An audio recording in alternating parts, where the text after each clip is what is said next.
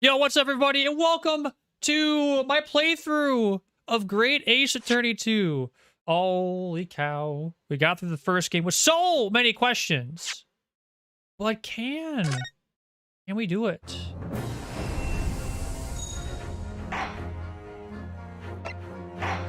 Can we make it? Or wait, we don't want this. It's a thing where he throws the minion and just... Oh yeah, it's possible to get around it. XLR. I just don't know yet. The Great Ace Attorney 2 Resolve, new game. Let's do it.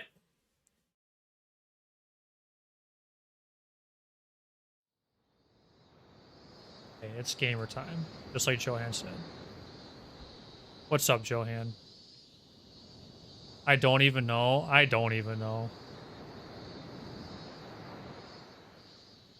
Standing here in the bright sunshine, looking out over the vast ocean. Those days in London seem like a dream. But I do miss my time in England's vast capital. Don't tell me her dad passed away. You know, he's flourished into a truly wonderful lawyer. That's right. I've no doubt that at this very moment, he's fighting some noble cause in court. Probably. Forgive me for taking so long to come to visit you. My life has been such a whirlwind since I returned. And no one could have predicted what has happened. Just 2 months after arriving home.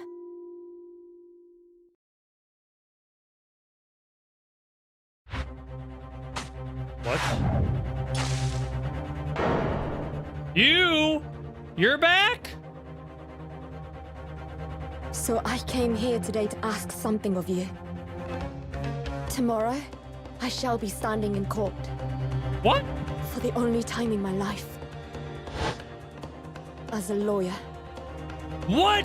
What? Suzawa's gonna be a lawyer? What? She please, dies? I ask for your guidance. Oh my gosh. Kazuma-sama.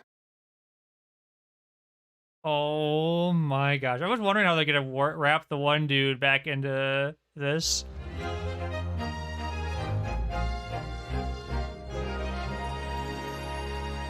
The Adventures of the Blossoming Attorney.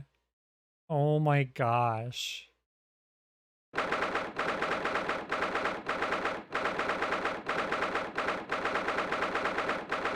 Oh, all right. The person who was guilty of the crime in episode 1 is the dead person in this game. Here I am again after 9 months, the Supreme Court Adjudicature of Japan. I feel so nervous, but I must steel my nerves and find a way to compose myself. Oh, thank goodness you're alive. Ah, good, you're here. It doesn't do for a lawyer to be late. Oh, yes, good morning, sir. I hardly recognize you. You cut a fine figure, counsel. You look as white as a sheet. Those wide eyes aren't doing you any favors either. And it already begins. Johan's already given the alert off. Oh dear. The truth is, I'm so incredibly nervous. I feel utterly nauseated. I almost wish I'd never been born. Goodness, not the sort of thing a father hopes to hear from his daughter, I must say. Yujin Mikotoba, professor of medicine at the Imperial Yumi University. Man who earlier in his life traveled to Great Britain to study the latest advances in forensic medical science. Okay, so I have a theory. The person that Van Zeek's, like his Nipponese friend that he had before he met Ryunosuke, is either gonna be Mikotoba or the Shin character that we heard about at the end of the first game. Of course, my brilliant father. Excuse me. Would I be correct in thinking that you're to be my lawyer in court today? Oh, yes. Yes, that's right, miss.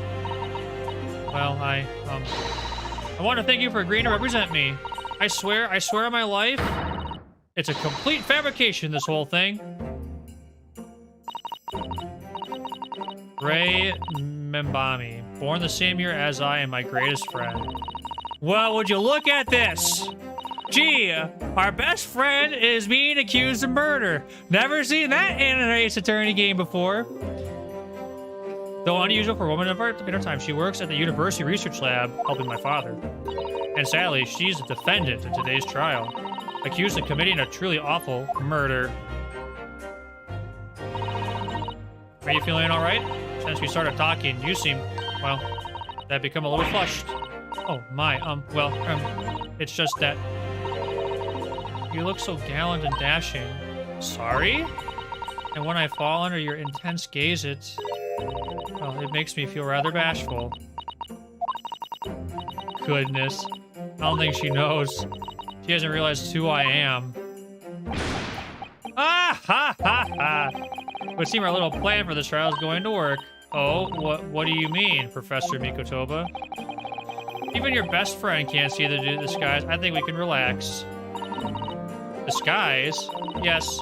Never tried dressing this way before, of course, so I wasn't sure how convincing it would be. This does make me feel a little relieved, as you say, Father. Father? Most fruity case? Oh boy. What? Is that you, Susato? I'm so sorry I didn't say something sooner, Ray. It's just that... No! What are you doing? What's going on? What? The varsity uniform, that varsity cap, that varsity key, that varsity badge. Look at you. You look, for all the world, just like a student at the Imperial University, a male student. I'm so glad you think so. It means all my preparations have been worthwhile. I woke at 4 this morning to make a start. But I don't understand. Why are you dressed like that? Well, you see, it was the only way. The only way she would be permitted into the Supreme Court to take on your defense in this trial. My defense? Never before in my life have I felt so frustrated at having been born into this body. Courts in Japan are barred to women. We're not even allowed to set foot inside the court. What the heck, Japan? Despite the fact that the laws of the land apply to all people, male and female, alike. But women are forbidden. As for today, I'll be leaving my true self at the courtroom door, so that I can act as your lawyer. Oh, Susato, you'd go to such lengths for me? Of course, you're my greatest friend. I just worry that I shan't be the lawyer you deserve. Oh no, I have complete faith in you. Ray. Or is it Ree? I think it's Ray. It's so strange, though. I mean, you're such an accomplished judicial assistant already. And yet, just because you're a woman? What a wretched reason. I mean, why should you be allowed in court? You're so gallant and dashing. Ray. Please don't look at me like that, with those flushed cheeks and doting eyes. Oh, I'm sorry, it's just... You really do look so dashing. Yes, you mentioned that once or twice. Ha ha ha ha, you should be pleased. You look convincing as a man. I am pleased, I think. It certainly helped to bolster my confidence today. Ray. You're managing to put on a brave face and all this, but I can see through it. I noticed how your shoulders are slumped. How you're trembling ever so slightly. Susato, you believe me, don't you? I didn't do it. I couldn't have. I mean, murder? Of course. You have nothing to worry about. Your conscience is perfectly clean. Isn't that right? Yes. Yes, it is.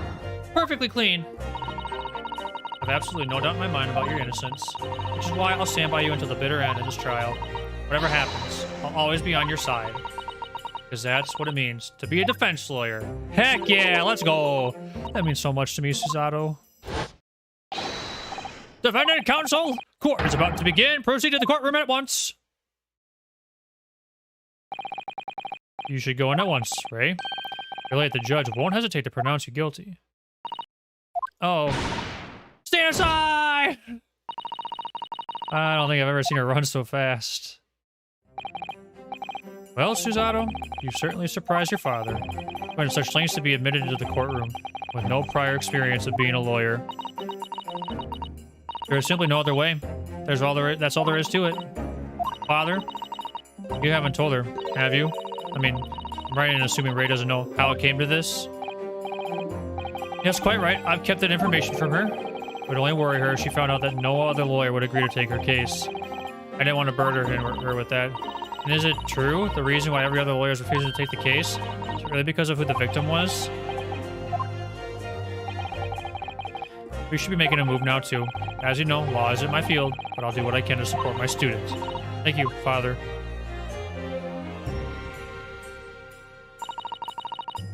I am Susato Mikotoba, a judicial assistant. 8 months ago, I accompanied a student of law on a study trip to Great Britain. 2 months ago, due to unforeseen circumstances, I found myself back in Japan. Her father looks nice and healthy, by the way. How many times have I wished that he were here? I wonder. Still, I have no choice now but to steel myself for the trial ahead. Wish me luck, Naruhodo-san.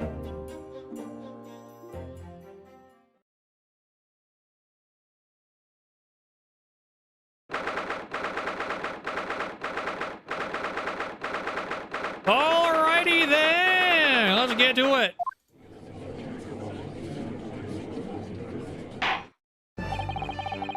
This court is now in such a due the trial of Ray Membami. I knew you were going to show up. The prosecution is fully ready to proceed, Your Excellency. Defense counsel, are you ready? Yes, Your Excellency, we are ready. Ready. Yes, counsel. According to your registration details, your name is, Ryutaro Naruhodo?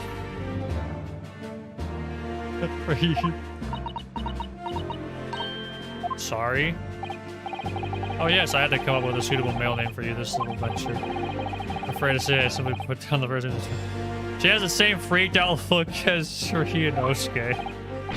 Well, counsel, yes, that's right. That's me. Yes, I am Ryutaro, he who has vowed to uphold the pride of the great Naruhodo clan. Ah. It seems Ryutaro may need to consider how better to uphold his manly act first and not overdo it. Those wild, wide-eyed don't need any favors either. Just relax and listen. Naruhodo? A fresh face in this courtroom, if I'm not mistaken. The name Naruhodo. Would that perchance be... You may be thinking of Ryunosuke Naruhodo, currently in Britain as part of a study program. This is, his cousin. That's right. Ryutaro has been studying in the provinces, but was called to the capital for this trial. I assure you, it matters a lot. His knowledge rivals that of any Tokyo's preeminent lawyers. Any of them! Tut, tut, tut. What a pitiful situation. I've been rejected by every lawyer in the capital. The accused has had to call in a country boy. How dare you, Suzato? Suzato? There's every bit as count dash. I don't have any of you making fun of her. Her? Oh, please be careful, Ray. Just hush. An unrefined tomboy we have here. I wonder, is your gallant and dashing lawyer up to the challenge of defending you? His wise, skittish eyes very much suggest that he is not. Ugh. So nervous. Now that I'm standing in his shoes, I'm sorry to understand what Naruhodo-san goes through. Like it or not, eyes are want to flit. Oh, Suzato.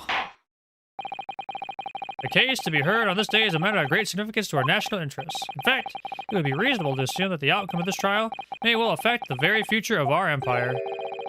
Just like the trial 9 months ago, and yet for proceedings of such importance, we have this unknown yokel by the dock. Dear me. What's up, Escaron? How you doing?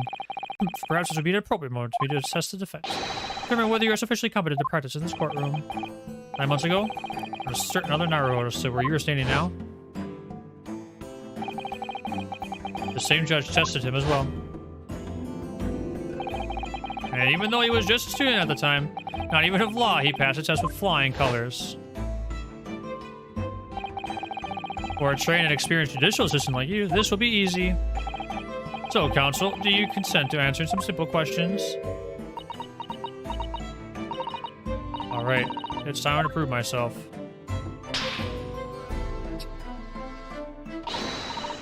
Yes, Your Excellency. Please make them simple. Very well. To start with, you will state the name of the victim. Whew, that is simple. I'd forget that if I tried. What's the matter? I'm standing in his shoes. I'm sorry to understand something else Naruhodo-san goes through. Like it or not. Mines are. Want to blank. Not surprising, really. It's your first time in this position, and that guy's. A bright spark like you is bound to flicker and falter a little under the circumstances. Oh, dear. This is a dismal failure. Don't fret. You need only to use the knowledge you've gained as additional assistance to overcome the problem. Of course. The court record. I can't even access the court record. The answer will be amongst all the key information in the court record. That's right. Just use E. Open the court record.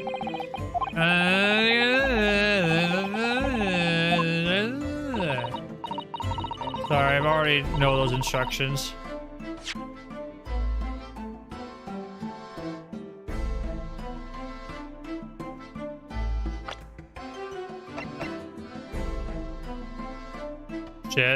Jezreel Brett.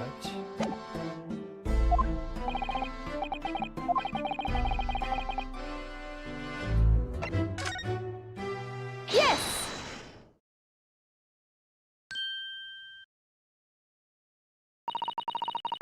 And the victim who lost her life in this case is Miss Jezreel Brett. Jezreel Brett.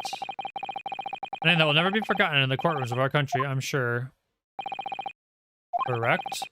Being a member of our empire's judiciary, you will be well aware of the significance of that name.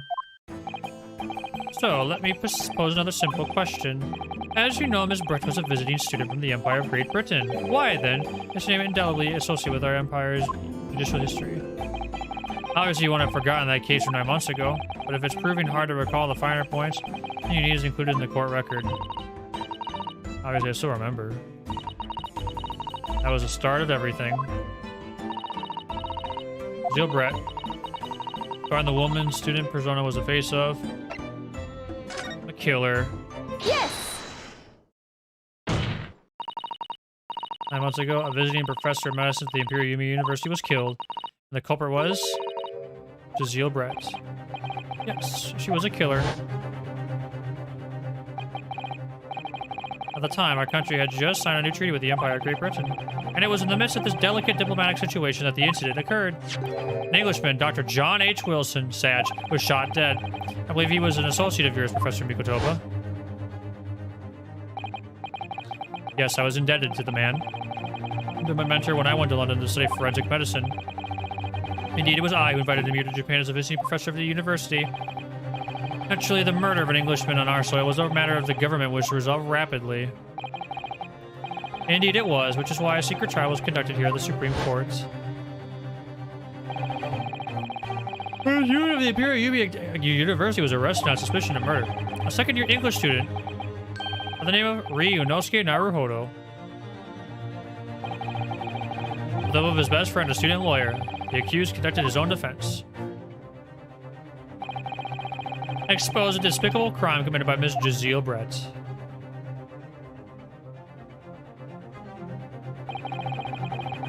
Miss Brett eventually admitted to her crime. However, when questioned about the motive that drove her to take Dr. Wilson's life, she gave no satisfactory answer before the trial reached its conclusion. Immediately after the trial, the British government brought its consular judiciary into play. We were unable to sentence Miss Brett according to our empire's laws. It was decided that she would be removed to Shanghai, China instead. Why Shanghai? There's a British consul court there. Correct. I oversaw the negotiations personally. The date of her transfer to Shanghai was finally settled upon only last week. All that remained of our empire's obligations was to see the woman safely on board the steamship. And yet, the very day before her departure, the Englishwoman was killed! Only the day before.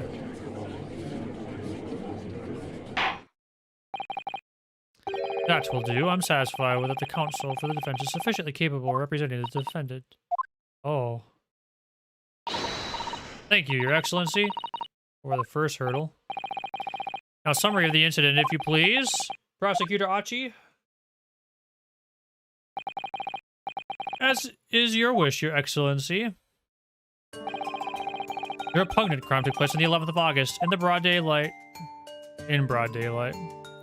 Nice beach. On the outskirts of the Imperial capital under a bright blue sky at a secluded bathing spot by the sea. The incident occurred inside a small beach hut erected for bathers to rest or change their clothes. The cause of death was a single stab wound to the posterior abdomen that pierced the victim's lung. an injury which proved fatal. There were two persons alone together on the beach at the time of the victim's death. Miss Brett in her bathing attire, and the accused, Raymond Bommie. Accordingly, there can be no doubt of the accused's guilt, especially when considered she had a powerful motive. Police arrived rapidly at the scene and promptly arrested the young lady.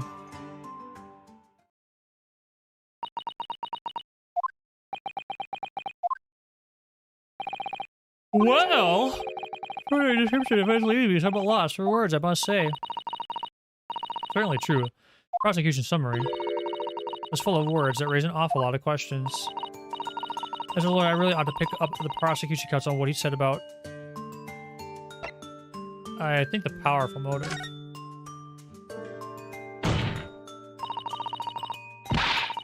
Powerful motive is a blatant overstatement. Tut tut tut. This is the yokel boy using long words he doesn't fully understand. I beg your pardon. No matter, let us put this to the accused, shall we? Bonnie-san, you are a research assistant at the Imperial University, I believe?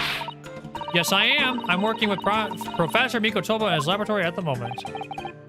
I can confirm that the defendant is an excellent assistant with a strong sense of responsibility. Fascinating to hear. Now, another question. Prior to your work with Professor Mikotoba, whose research were you assisting then? Oh, I was studying under Dr. John H. Wilson. Dr. Wilson? The visiting English professor who was murdered by the Miss Brett 9 months ago? Aha. The accused had a deep-seated respect for her former mentor, Dr. Wilson. Is that not true? Yes, Dr. Wilson was a wonderful man. Interesting. Then tell the court what deep-seated feelings you had toward the Englishwoman who killed him. Well, obviously it was filled with hatred for what she'd done, a powerful hatred. Oh no, Ray, be careful of what you're saying. Ah. The motive was revenge, plain and simple, Your Excellency. Well, it was clearly a trap all along. Oh, how wicked of him to use Ray's undying respect for informer mentor against her like that. Let's find out more details and something we can use to bolster our defense. Let's talk about the bathing spot. If I may, Prosecutor Achi. What do you want to for a young yokel student? I wonder, could you explain, please? You mentioned a bathing spot. Ah, my apologies. Clearly, my modernity has confused a poor country bumpkin's simple mind. Bathing spots are the very latest trend in health practices in the West. We are told that bathing in the water of the ocean is curative, therapeutic, and excellent for the skin. No, that's not what I meant. I was referring to the fact that Miss Brett had, to all intents and purposes, been found guilty of murder. Why would a known criminal have been relaxing by the sea?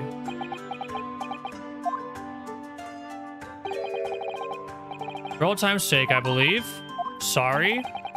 Miss Brett was to depart for Shanghai the following day. Her final wish, as it were, was to enjoy a day at our country's wonderful coast. The British Embassy put extreme pressure on our government to comply.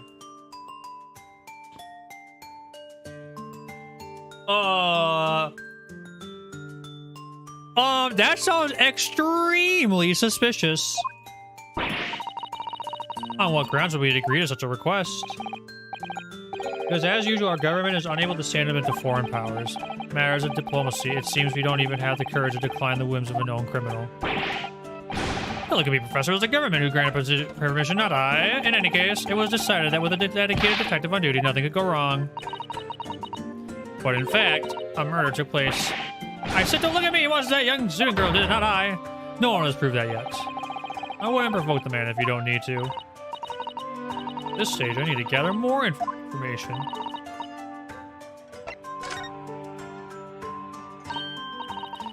Minbami-san. Yes, what is it? Naruhodo-san? I'm starting to shoot me my alias Ryutaro Suzato. Please tell the court why exactly you were present at the bathing spot with the victim in the first place, and why you were alone with her.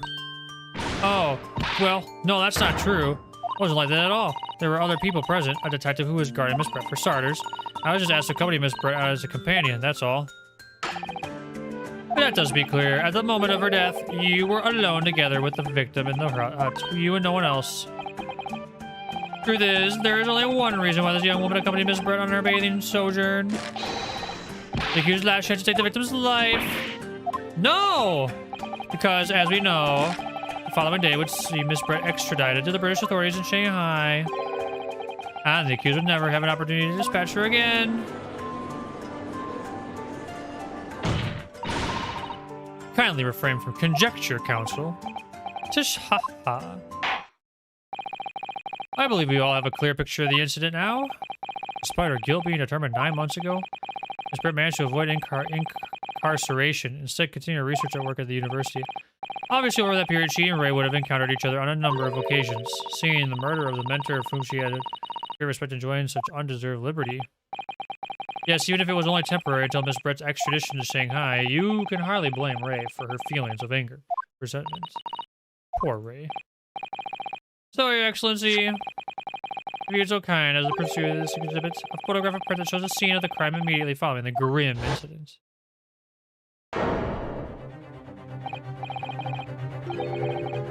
A tragic image. As you can clearly see, there is nowhere within the hut that anyone else could have hidden. Or will accept this photographic print as evidence.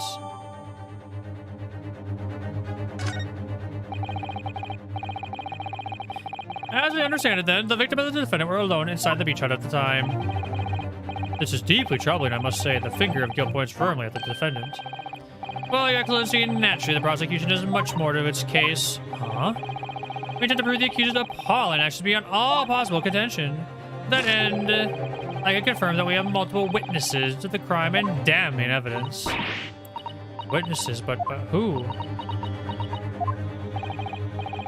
One of whom I might add is a highly respected police detective. Don't tell me, dude. Oh my gosh.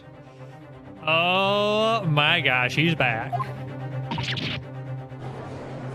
He's back. And will he still be coughing up blood? Probably! Alright, Takatsuchi Achi, I've been waiting for this moment. Sorry? Oh yes, I haven't forgotten. The trial 9 months ago here in this very courthouse, when that irreverent little student boy utterly humiliated me!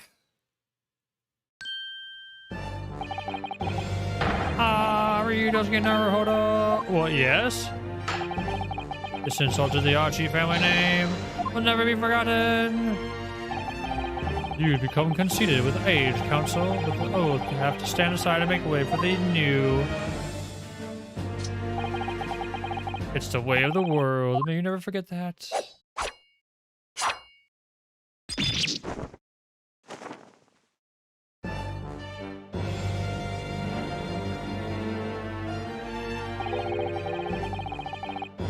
Strike the head of a samurai who stopped not to cut, and the bell of cultural enlightenment tolls. Yes, on the fateful day, my former self died. Tired of your own mini Meiji revolutionary modernizing his world concept. Silence! Since I swore revenge back then, there has been a minor miracle atop my head. Observe the Achi growth. You see the seed of hope sprouting forth from the bare expansion of my crown. And the tiny girl's trying to tell me something. Right, I can't really see. Where is the hope? I said silence! Today I face another Yoko student of the Naruhodo clan. Well, I will vanquish you. My victory will be fertilizer of the seed of hope up atop my head. You have been warned. With that, the prosecution calls the witnesses to the stand. Looks like the stakes are high on both sides in this trial. Prosecution and defense each has much to lose. Haircut is hardly comparable to Ray's life.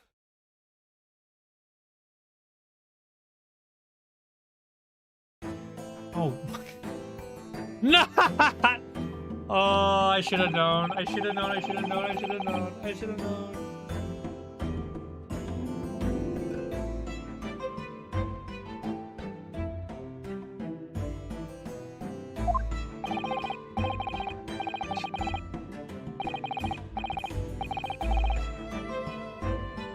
Okay, composure, composure. The Chief Inspector, Satoru Hosonaga, Imperial Police Bureau, and I'm in disguise, obviously, so I can go and detect him. I am, well, the next big thing in books. Not the renowned throughout the capital, in fact. Yes. Totally boost, hold on. This is Jericho Abacat, Essential Success, by Sasaki Natsu.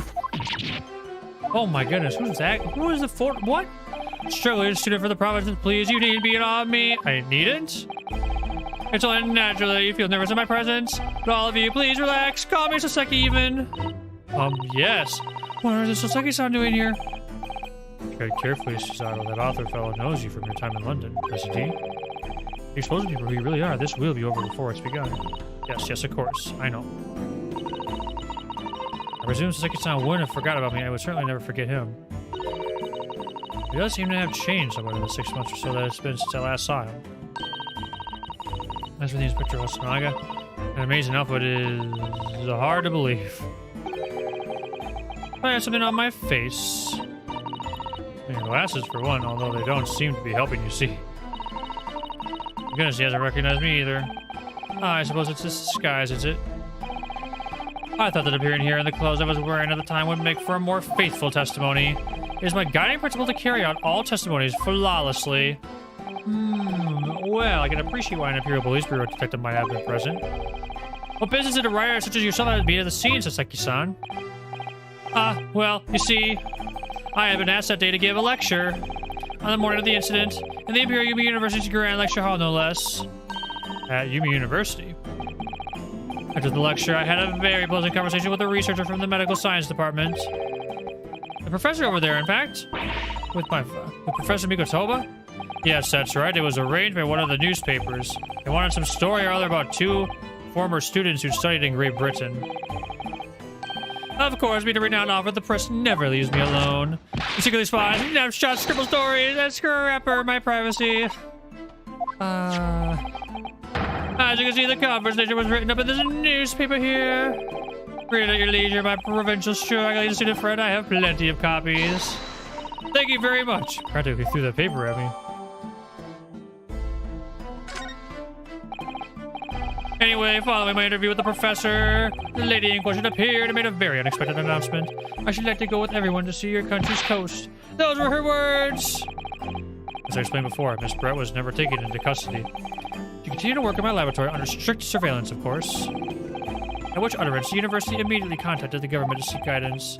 The response was, permit Miss Brett to go as long as a detective accompanies her. As a detective, I am at liberty to divulge was me, Chief Inspector Satoru Hosonaga. Thereby, the entire party departed cordially for the seaside, it seems. Extremely challenging to clear all other members of the public from the vicinity of the beach.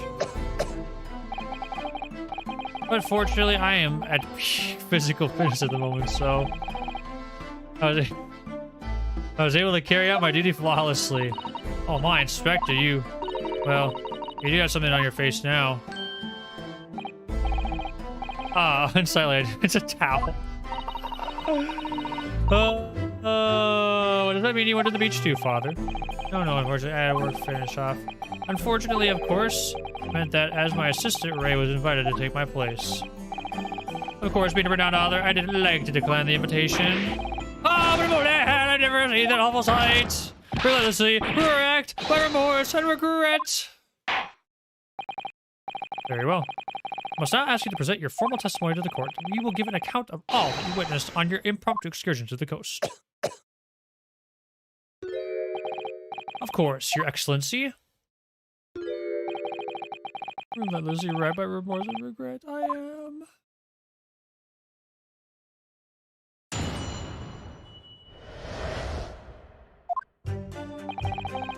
On the day of the incident, I was ordered on a special surveillance examination cars.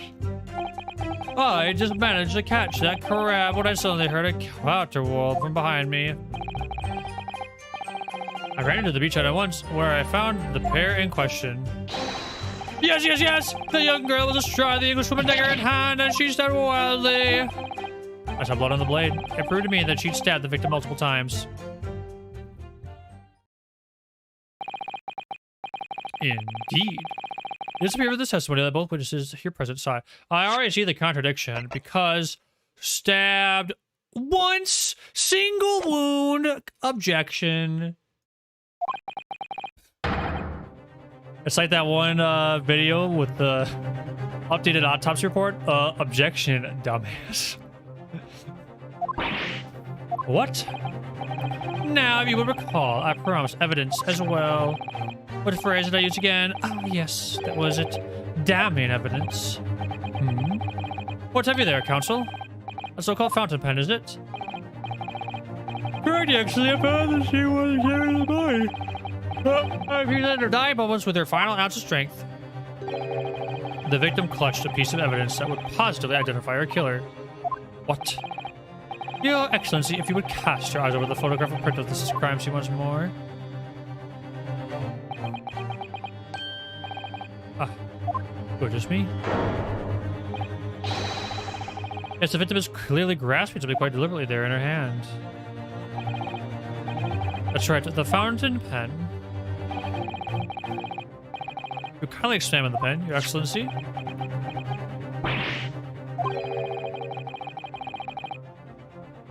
The owner's initials have been engraved in the evident barrel. R.M. Raymond Bommy. Initials of the defendants. No!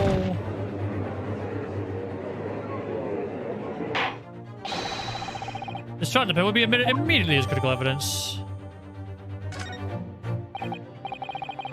Have I omitted anything decisive testimony and damning evidence? There's a bright blue sky outside the courthouse today. Perfect weather to ascribe guilt, I feel. I don't understand. I was here Archie 9 months ago. I know this man's voice. Counsel for the defense, you may begin your cross-examination now. Naruhodo-san! Naruhodo. That means... Oh yes, me. Is there another Naruhodo in my courtroom? Actually, there isn't even a single Naruhodo in your courtroom. Cousin Ryutaro, pull yourself together, please. Alright, I've seen this countless times as a judicial assistant. But inconsistencies in the witness testimonies to prove that they're lying somehow. That's all there is to it. That's how a real lawyer would handle a cross-examination. Let's see what I can do.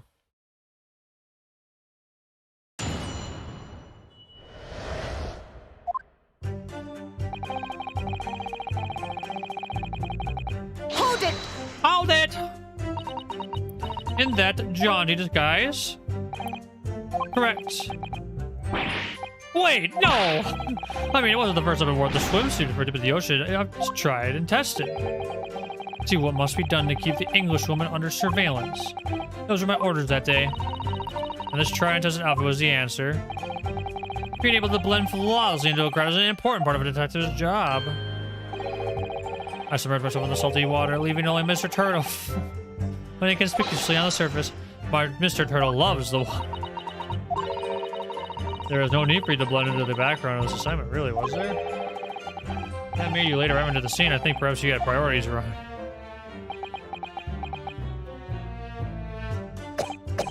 Ahem. I shouldn't pursue this line of questioning any further at the moment.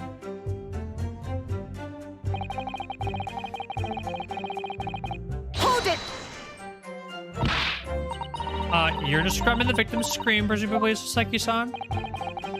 In more literary terms, you might say it was a scream that could have pierced the heavens. Or the like. Of course, that's just a metaphor. We're not always wanted to describe anything so. Seki-san wasn't at all like this in England. Anyway, I spun around to the noise, and the beach hut immediately fell into my gaze. Yes, the beach hut. The area is popular with the government ministers, and many have seaside retreats there for rest and recuperation. The locals are prohibited from entering the area, so it's always very quiet. The beach hut is a simple structure erected as a place for people to change or take refuge from the sun. Although the Englishwoman commandeered the hut for herself. Which meant that I was forced to change my swimsuit on the sand. I imagine that was rather embarrassing for you. Well, anyway, I tossed the crab aside and headed for the beach hut at a run. Or, in more literary terms, I decrowed and beetled off hut-wise. Hold it! Wait, by pair, you don't mean to say... How could that be? No, you misunderstand. Obviously, I meant the victim and the defendant, Raymond Bomby-san. Oh, it would have been helpful if you could have just said that from the outset. Jump to conclusions you had to expect to fall flat on your face sometimes. Dear me, admitting your hopes on such an outside chance. Foolish. Very foolish. really was an outside chance. I just wish I'd realized it before I said something silly. So, Inspector, why don't you tell the court how exactly you found the aforementioned pair in the hut? Well, it was a sorry sight. A really grisly scene. I parted the Norman curtain hanging in the doorway, except inside only to see Finnan leaning menacingly over the lightless body of the victim sprawled in the sand. That's just very nearly corrected the ominous sight of my own eyes. How thoroughly appalling. Yeah. I appear to be lying here. Also, Seki-san, can you confirm what Inspector Paulson Naga is saying, I wonder? You like a literary man's opinion? Yes, it's just a young girl was distraught with a dagger in hand and she stabbed wildly. Stabbed wildly? You actually saw her do it? Oh, indeed. There was Inspector the Trapper and Inspector the Bloody toward the other's torment. Eek! Every sight and every sound is so carved into the melancholy memory. It was my impression, at least, as a future literary sensation. Counsel, what on earth was that shrill, effeminate scream? Oh, no, what are you insinuating? I'm as manly a Japanese man as you. I wonder if I might interject here, Sasaki-san. You said it's troubling me. That was my impression, were your words just now, I believe. So, do you mean to say you're not confident that you really did see what you described? No, I mean, yes, I know what I saw.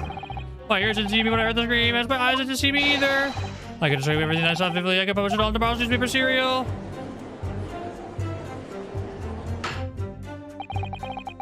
So the next installment of I'm a Cat may take a macabre turn. I think this is a fool's errand. The more we press your author friend on what he saw, the more entrenched he's going to become. Oh dear, how awkward.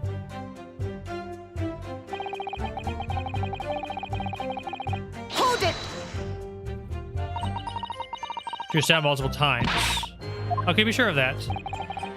Very simply, from the blood on the blade. The blood? When I entered the hut, I saw the defendant holding the blade raised up in the air. Yes, that's right, I saw it too! Oh. I know that there was blood on the blade already at that point. In other words, the victim had already been stabbed at least once by the time I arrived at the scene. Yes, that's right, I saw it too! The victim was already holding the defendant's fountain pen in her hand too. Oh, which means I can be sure. The victim did not die instantly. Yes, right, saw it too! Maybe here in London was too much for him. He sounds like he's forgotten how to speak Japanese. Logic of your argument is sound, at least. Well, as I said, it's my guiding principle to carry out all testimony flawlessly. Well, you have a flaw! Perhaps it should have been your guiding principle to protect the victim flawlessly. That's just my personal opinion, of course. That's so brutal! Oh my gosh! Hey. Oh. Counsel, you remember mocking the witness. No, I just have so many thoughts whirling around in my head. All I could do is stand here, wide-eyed and mute. Goodness, my dear, you really must try to calm down.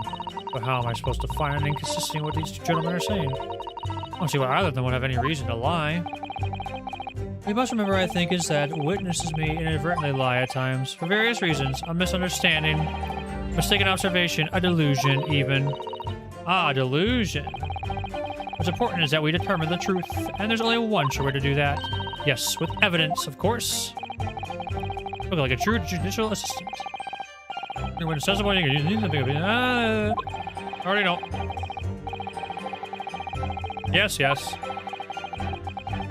don't know the information. That might be the inconsistency you're looking for.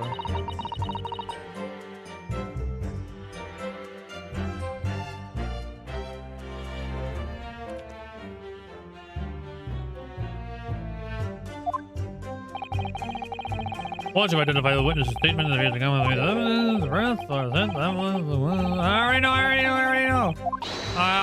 know. I just wanted to do the content of doing everything. I already have the inconsistency. Yes, you are up to the task because I already know.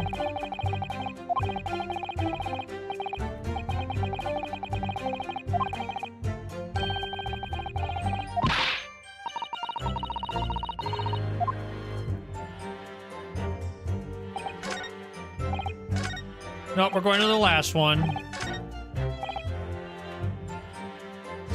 The victim had been stabbed multiple times. A single wound! Objection! That's right! That accusatory claw that just welled up from deep inside me. I think I finally understand. Every time Kazuma-sama and Naruhodo-san have stood here in this bench. Stakes have been very, very high indeed. What's the meaning of the menacing pose, Counsel? I'd like the witness to clarify something for me. Who, what, where, when, how? Not you, Sasaki-san. Inspector Hosakanaga and me. In your statement just now, you said that the victim was stabbed multiple times. Yes, that is right. As I said when I entered the hut. The defendant was already standing over the victim, bloody knife in hand, like a murderous demon. Nice song, by the way.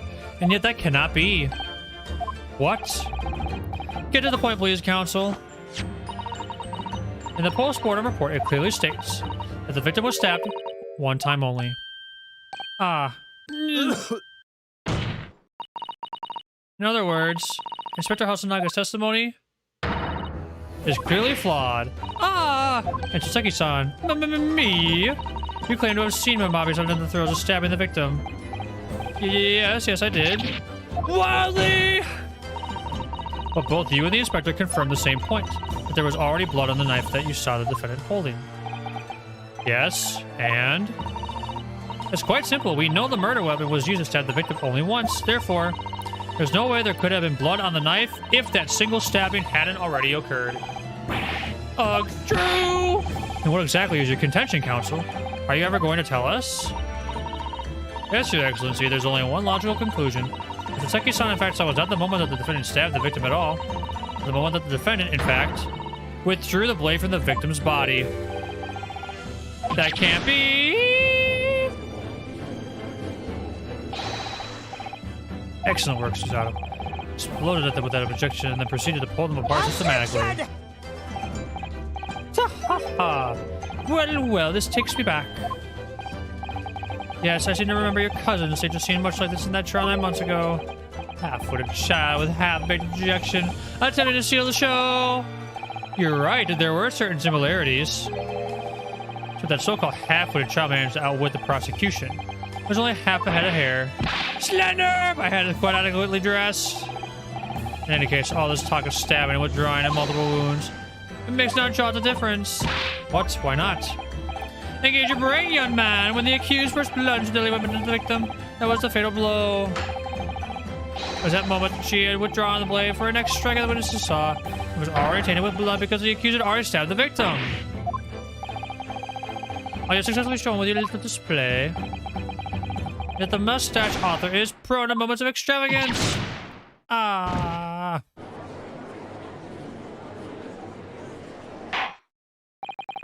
I am in agreement with the prosecution. If the defendant was wielding the blade at all, that is sufficient grounds for her actions to be viewed with suspicion. If she was withdrawing the blade, we are back where we started. Sorry? Consider this, young Yoko boy. If the student girl is innocent as you claim, then why would she have pulled the blade from the victim? And with a demon's cold-blooded composure, too. The prosecution demanded an explanation, and it better be good. I pray I'll pull out the knife. Ah yes, going for the jugular. Just follow me by that. Well, the coherent answer then, Counsel. The truth is, I don't really know. I have to come up with a plausible reason here, or we don't have a case. The reason why the defendant pulled the knife blade out of the victim's body was surely so she could...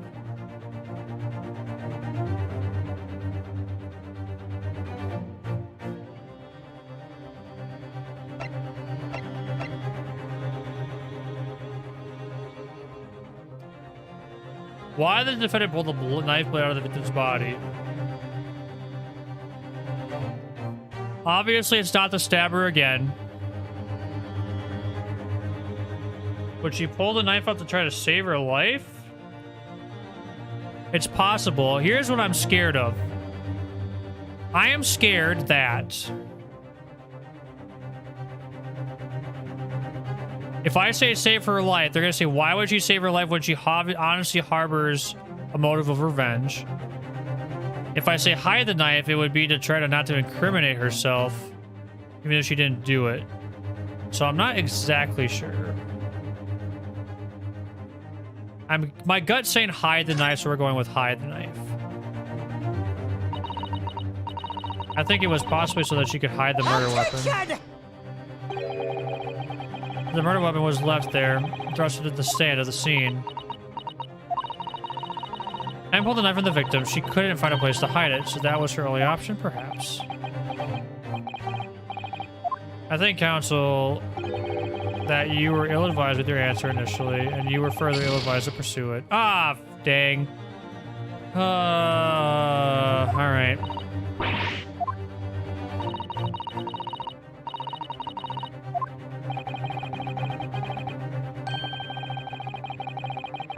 I mean, you can say the first thing that comes into your head. I'd like to revise my answer, Your Excellency.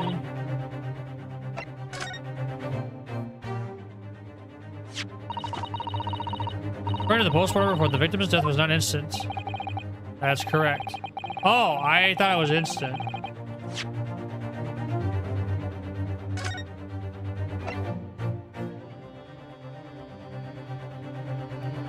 Oh, whoops. My bad. I screwed up. I didn't read that. Given the time to take hold of this piece of evidence, it clearly indicates the killer. The point is, being a medical research assistant, Membami-san was compelled to act when she faced the wounded victim. Instinctively, she pulled the blade out in an attempt to save Miss Brett's life.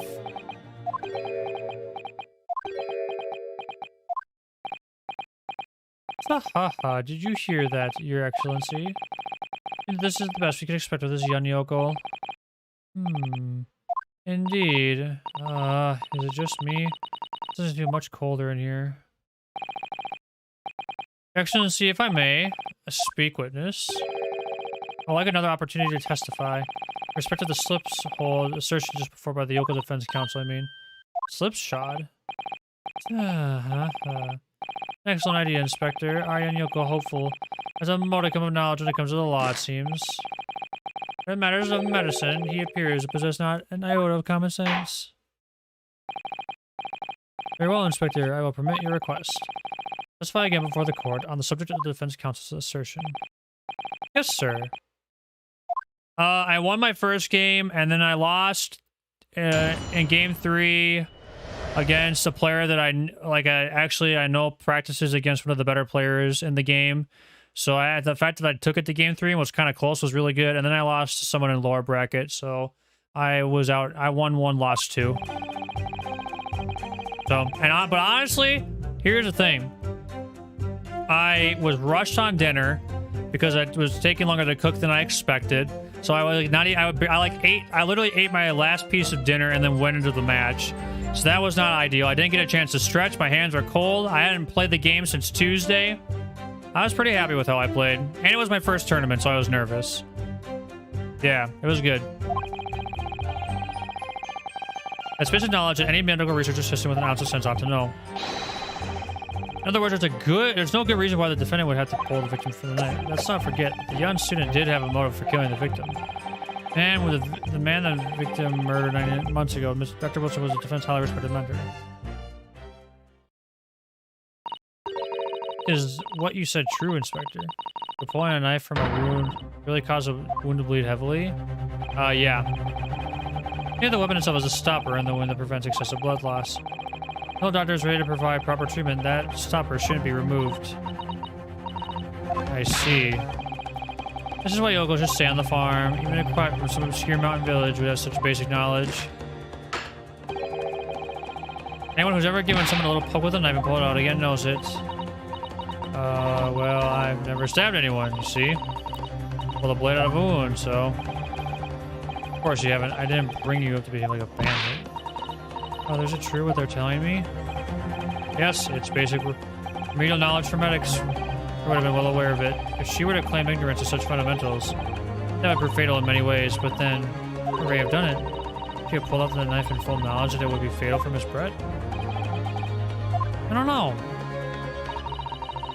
He never once mentioned anything about the knife to me. It was almost impossible to believe, but... Did my friend actually have... Zato? Yes. Put us all together. Mustn't lose sight of why we're here. Counsel. Time for your cross-examination. Yes, Your Excellency.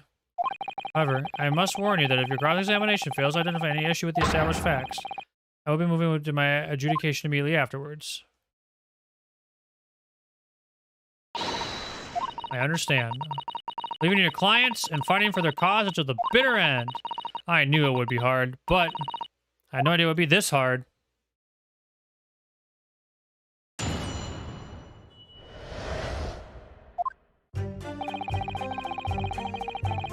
Hold it! Doing it without thinking could be a problem. I mean, that if you use due care and attention, would it be alright? I wouldn't have thought this needed spelling out, really, but blade is like a stopper in the wound. Remove it, and a serious hemorrhage will occur. In other words, a medic would need to be present before any attempt was made to withdraw the blade. Doing it without thinking would be madness. You just can't do it. Oh, well, thank you for such a thorough explanation. See, Counsel, when you act without thinking, the result is a bloodbath. Yeah. Back to the witness testimony, please.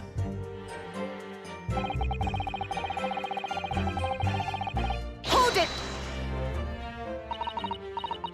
In that case, there's an obvious explanation here, which is clearly the defendant, Raymond Bobby-san, does not possess an ounce of... What do you think about that, Professor Mikotoba? After that, you should be labeling your best friend as lacking in common sense. Well, I thought it would be better than labeling her as a murderer. I don't know, young people today, if that's friendship. I don't understand it. Careful, Counsel. Lack of common sense could be a very dangerous thing. Oh dear. That recall all around me rather bad. That's life, I'm afraid. A lesson everyone must learn.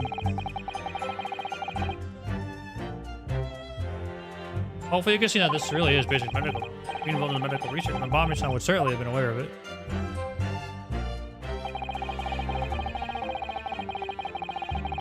Hold it! It's like the crab bleeding to death. It's like a shock to delicate sensibilities. It causes her to remove the blade inadvertently. I don't think inadvertently actions can explain this. As a medical research assistant, I can't imagine she would behave so irrationally. Perhaps behavior is a woman's pride. What the? Whoa, what the?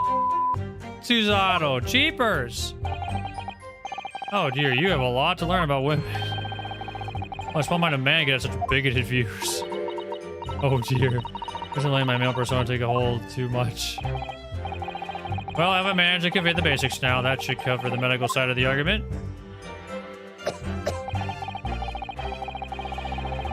Hold it! Remember the motive. It just isn't in Mommy-san's nature to do something so awful. Yeah, both motive and opportunity. That's very hard to argue against. But you don't know the defendant. And new counsel do not appear to know the law. Yes, evidence is the only way to convince the court of your argument, not feelings. With this fledgling defender, I would almost say I pity the accused. So do I. Inspector, you will reiterate your point about the defendant's motive, please. Ah, yes. Miss Brett was... It was a sworn enemy of Mbami-san.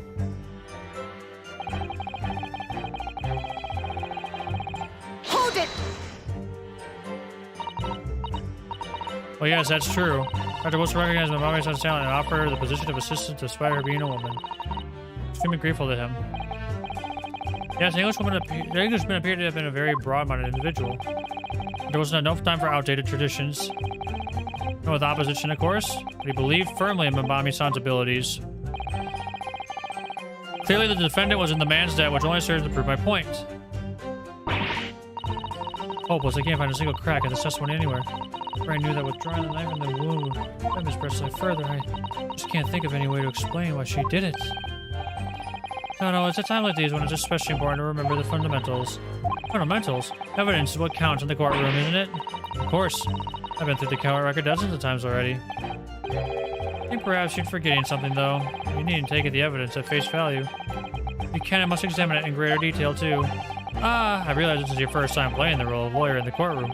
If you're any reminded of the rudiments, you need only ask. I'll do my very best to help. Examine the evidence at the court record. It's an idea, certainly. What should I do? I know what to do.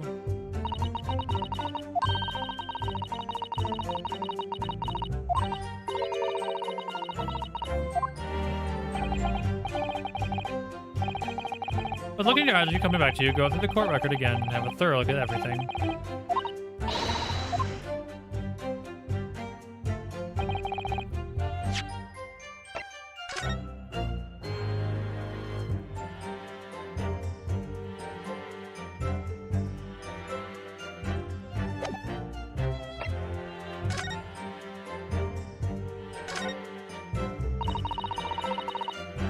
Rockosh, England returnees tell all.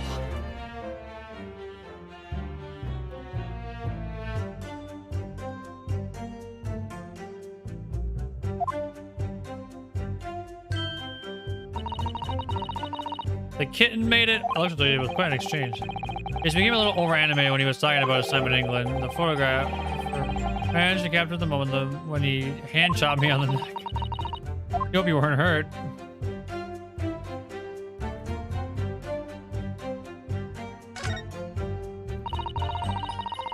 The newspaper from Saseki-san, there seems to be an important article on the back page as well.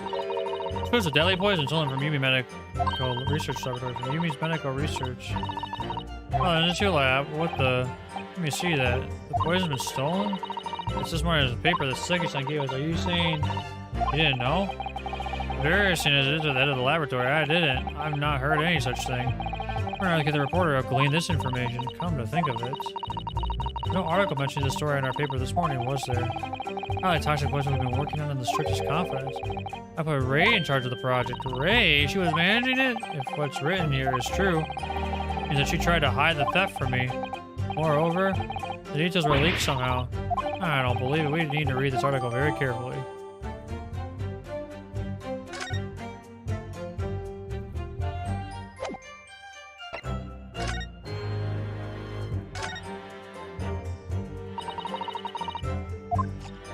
Take out the pen's lid.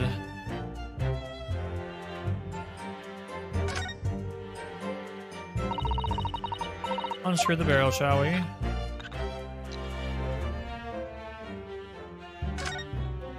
Oh, ho, ho. Those other holes the ink. Yeah, so you fill it by drawing ink from the bottle up through the nib. Nothing wrong, Father. Is that there doesn't actually appear to be any ink in there, that's all. Oh, yes, you're right. It's pretty much empty. Well, it could be on the verge of running out, I suppose. Now, I wonder. What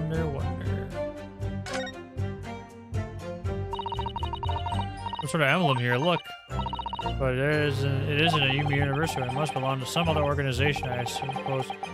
Business of some kind, but that would seem to imply that the pen doesn't in fact belong to Ray.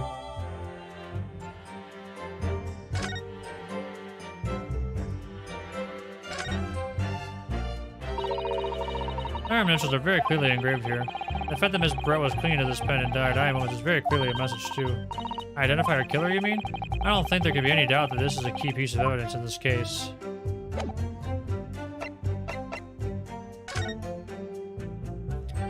Following a lecture, Yumi Saseki. So let me know, guys. It's come to very distorted.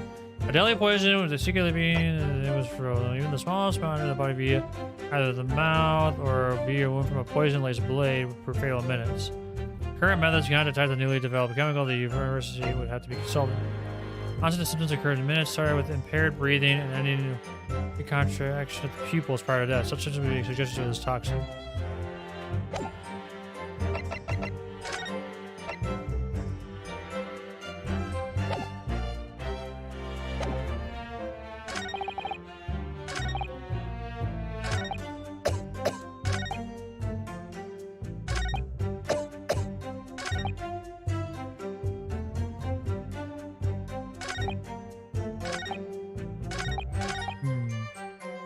There's no good reason why the defendant would have to try to pull the knife from the victim.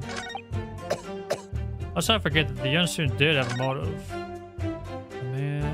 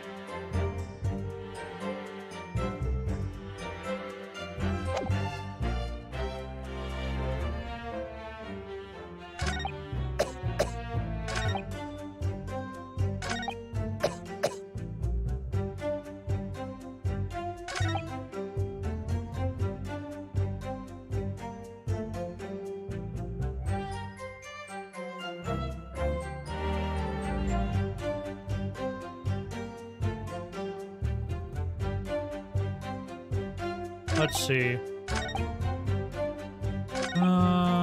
That's basic knowledge. In other words, there's no good reason why the defendant would have tried to pull the knife from the victim. So right now I'm thinking I either would have to say there is a good reason, or I think I either have to contradict the knife from the victim and the motive.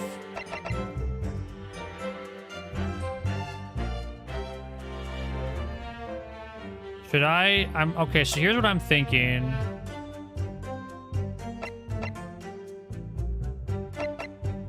I'm thinking it's the fountain pen with the motive. Objection! Nope.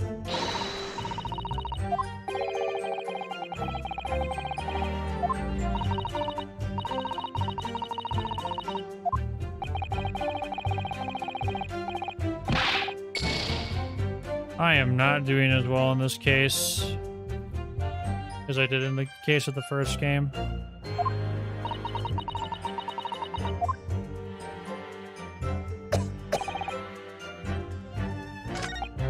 Hold it!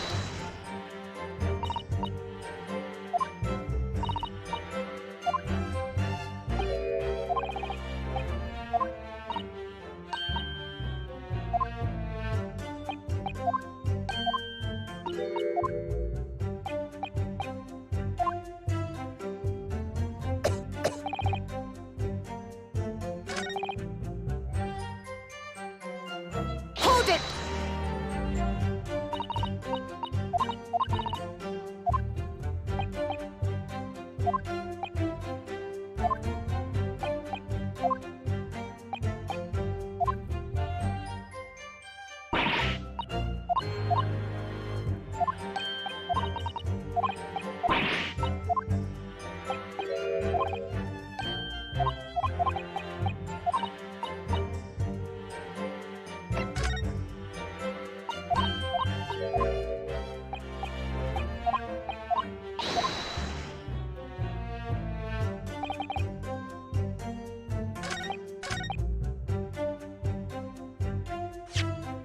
Is it supposed to be the poison?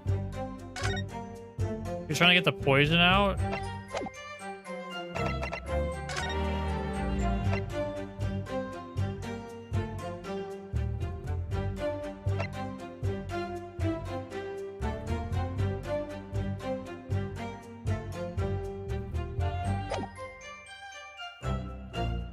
I think I'm gonna say it's the article. Objection! No, there is one possibility. A very good reason why the defendant might have decided to withdraw the knife from the victim's wound. What? Huh. You could not only is a poor graduate of the law, but is also a poor loser. Tell us then, what possibility do you think you would have identified? It's here. And this newspaper article. An article about a deadly poison having been stolen from a laboratory at the Imperial University. Victim perished from a stab wound. Poison has no relevance in this case. But, Prosecutor Achi, you will let the defense speak. The newspaper article, the court cannot rely on that kind of hearsay. Church publication scary. Counsel for the defense. I'm going to need some tangible basis for your claim. You indicated to the court precisely on what part of the newspaper article mentioned affirms your assertion. Your Excellency. Yes, of course. Thank you. Never done something to further endanger Miss Brett's life without just cause. The reason why the defendant pulled the knife from the victim's body is explained in the article where it says...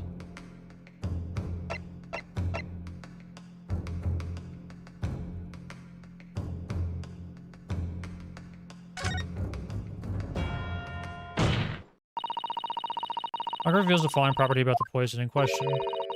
Toxin enters the body on a knife laced with poison. It's rapidly absorbed and causes death in minutes.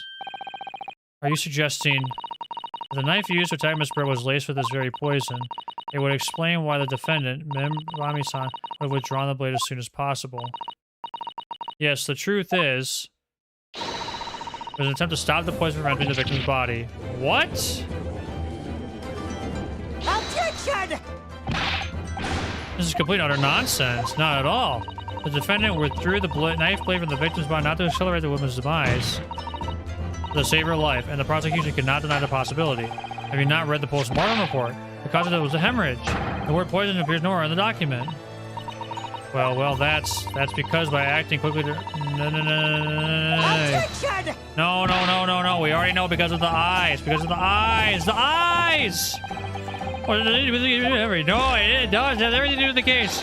Yes, we do. Yes, we do. Yes, we do. Yes, we do. Yes, we do. Yes, we do. Yes, we do. Absolutely, we do. What the student should have done is wait for medical assistance to arrive. Instead, you claim she suspected poisoning and took the potentially lethal decision to remove the blade. Must have had a strong reason for her suspicions then, or the argument makes no sense. Exactly. We'll put Inspector. What grounds did she do it? Yoko? Why did Ray suspect the stolen poison was involved? You want grounds? I'll give you grounds. What? You can't possibly. Project Council would appear. Those are not empty words. Actually, as you stand in this courtroom as a lawyer, you must be aware that words alone, empty or not, are of no value in our modern justice system. The court demands evidence. Yes, Your Excellency, I'm well aware of that. I've seen it many times. From my place at the side of the Old Bailey. Counsel, you will present the proof to the court now. What evidence demonstrates a clear link between this case? Take that! Ask the court to refer to the notes section of the postmortem report, which reads, extreme meiosis pupil constriction was observed in the victim. Huh? Clearly being a yokel with no knowledge of forensic science, I have no idea, so please do tell me. Remember, the fact that this condition of the victim was noted in the postmortem report means that it's an unusual symptom of death? Well, under normal circumstances, the pupils dilate when someone dies. There was extreme constriction instead. That's most certainly unusual, yes. What are you doing, you yokel detective? In the newspaper article, there's the following information about the stolen poison. Onset of symptoms occurs in minutes, ending with acute contraction of the pupils prior to death. What? The defendant, upon seeing the victim stabbed in the back, happened to notice that the pupils of Miss Brett's eyes had constricted severely. Yes, as a medical research assistant, she would have suspected poison immediately, without doubt. Yeah. Prosecutor Achi, I think you'll agree. This is a very compelling evidence. You. Yoko student and Yoko professor!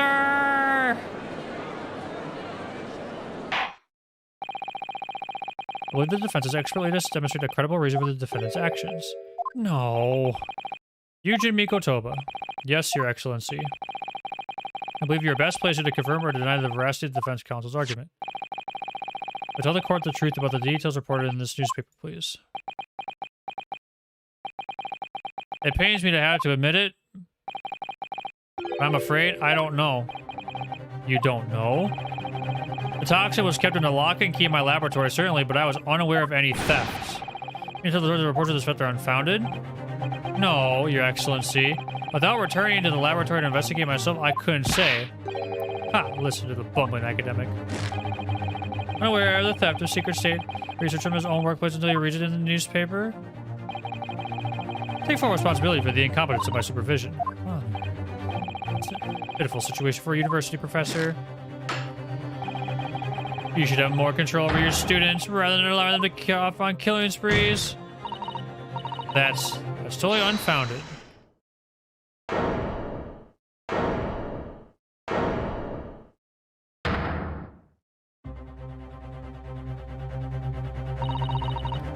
None of this is Professor Mikotoba's fault. It's all my fault. Ray, mine's not used to an accused here. Outbursts like this will not be tolerated. But it was me. I always want to know that the poison we were developing had been stolen that day. What? So you knew. I had been placed in charge of overseeing the project the day that the professor and Soseki-san were interviewed together in the newspaper. And I noticed that some of the poison was missing. Just a tiny amount it was. Why didn't you let me know immediately? I was scared. The whole project was supposed to be confidential, but some of the toxin had somehow partaken. So I decided I'd try to get it back before anyone found out. I had a very good idea who the thief was. A thief? You don't mean... Yes, of course. It was a dainty Englishwoman. Jazeel Brett? That's why I decided to join the little group of people going to the seaside. Inside the beach, I confronted Miss Brett. She just sat on a stool at the back of the hut, smiling sweetly at me as if she knew she was untouchable. I knew it was you who sold the poison. Well, now, whatever do you mean? And then, suddenly got to her feet before falling to her knees in front of me and then collapsing on the floor. That's when I saw the knife in her back. I couldn't understand what had just happened. Then, a moment later, I was seized with fear. It was her eyes they'd shrunk to tiny pinpoints. I don't believe it. In other words, you realize that the victim was suffering the effects of the stolen poison. My mind started racing. I hadn't seen anything past Miss Brett's lips while I had been with her. There's only one possible way for the poison to have entered her body. On the blade of the knife in her back. That train of thought was what spurred you to withdraw the blade. Yes. The amount that entered the bloodstream was small enough, she might still have a chance. That's what I hoped. Really, so sorry for saying something all this time.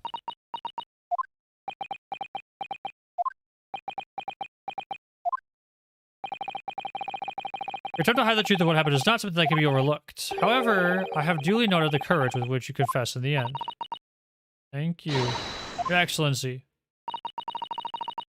Really impressionable, but I do think the balance has shifted a little here. In this Objection! Excellency, do not be deceived. The victim just collapsed before your eyes, you say? Well, Membami-san, if that is the case, perhaps you could explain how Miss Brett came to be stabbed. Well, you have no answer because the simple truth is that you stabbed the victim motivated by revenge. You have no conclusive evidence to prove that assertion, do you? Oh, I have evidence. It is very much conclusive. Prosecution counsel up to. Agreed, but he hesitated for a moment there. I'm almost sure of it. You'll produce the aforementioned evidence at once, Prosecutor Achi. There's some praises due, young yokel student. What? I imagine there would be no need for me. There would be no need for me to submit this evidence. You brought this on yourself. What the? More damage shall exist. The cruelty in the air on the beach is almost palpable. This evidence, more than any other, reveals the true extent of the accused's murderous nature. Or shows the precise moment Membami-san plunged her dagger into the victim's back. No, that's not true. No. I don't believe it.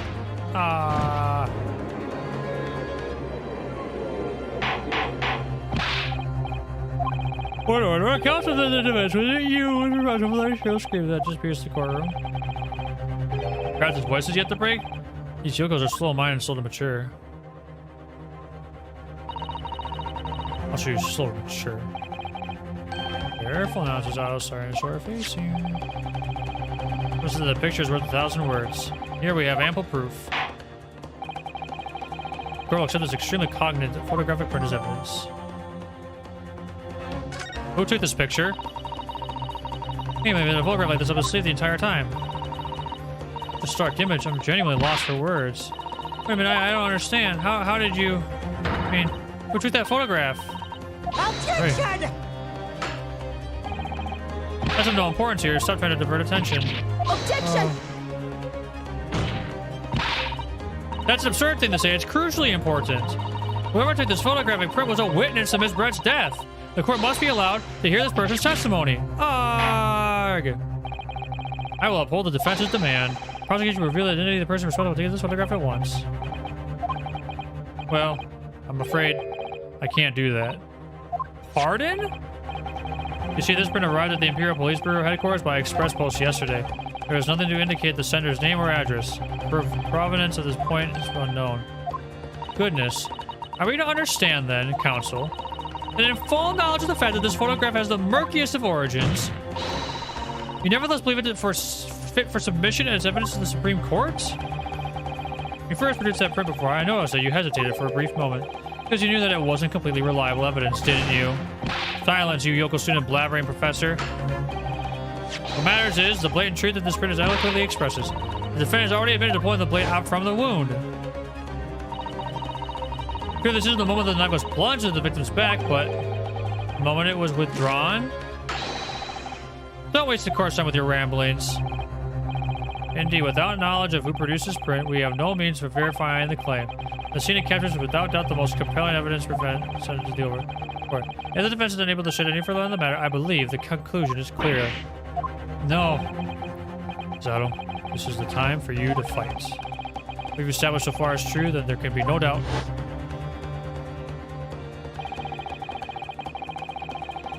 This telegram shows the moment when Ray withdrew the blade from the victim. Yes, we just need to prove that somehow. I plenty of time to read defeat on the Slodran back to the provinces. And a rule that I didn't give against Takatsuchihachi in the court of law. If I can't determine who took this photograph, the trial's gonna come to an end. There must be a clue somewhere. There must be some way of working out who took it. Well, counsel.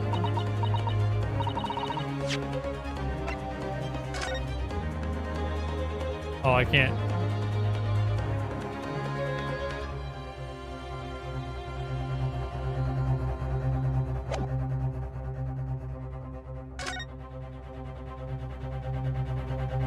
This is broken.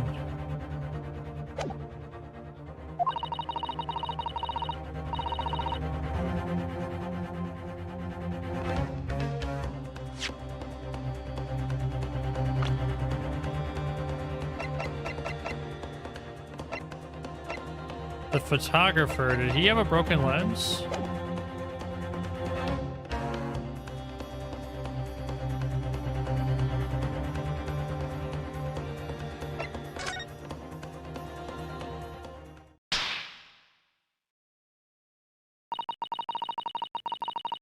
This is about whether I can or can't come up with an answer now.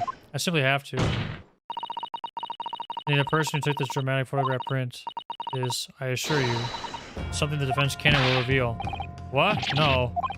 Can't possibly, but as you so boldly claim that you can, please, enlighten us. Fortunately, I'm unable to present a name. How utterly underwhelming. Did you really believe you could? However, I am able to present evidence. The defense has a piece of evidence that reveals important details about the photographer's identity. What? Your holding counsel, present your proof to the court. A piece of evidence you claim reveals something about the identity of the mystery photographer. Oh.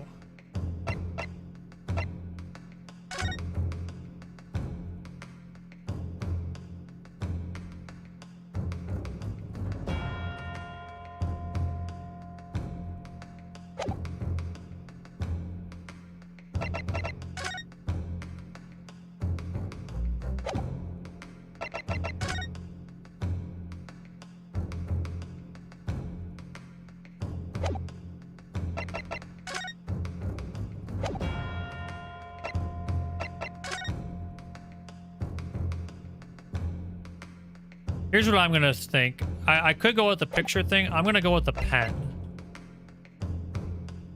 Take that!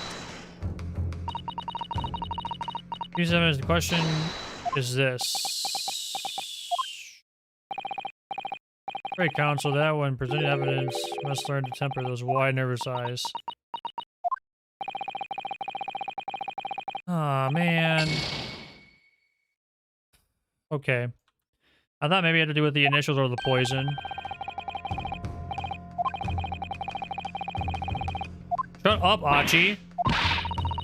Excuse me, as many times as it takes to win this trial, Your Excellency. May I? I present another piece of evidence, but no more squeezing, counsel.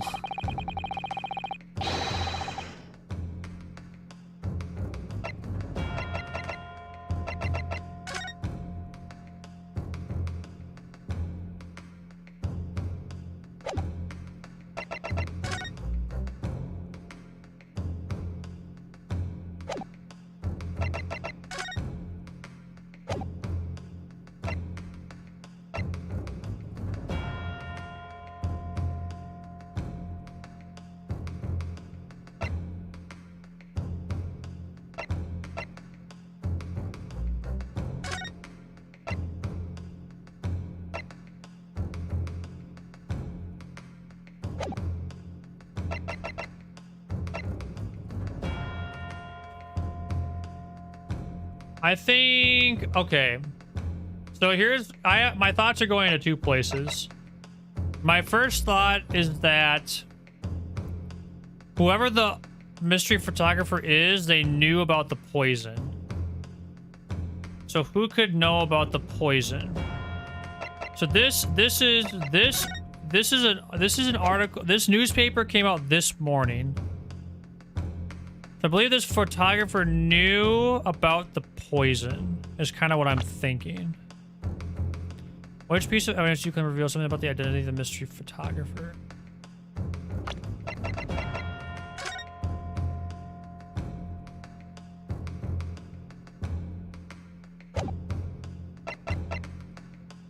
Take that! Ah, crap. Well, I don't have many choices.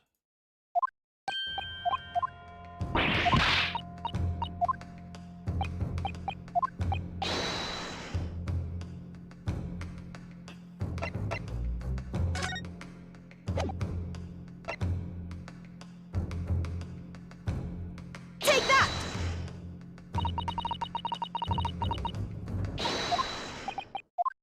Is it really supposed to be the camera thing that they have a broken lens? If it's the camera lens thing, I'm gonna be really sad. I caught that right away.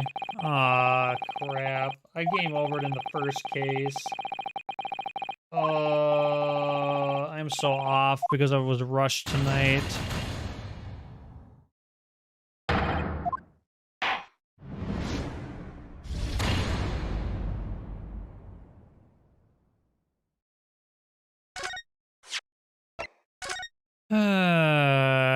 Unlucky. I'm definitely gifting a sub. Take that! Wait, what? It's not this? Wait, what? I've presented a lot. I'm not brute forcing this. I actually have like logic.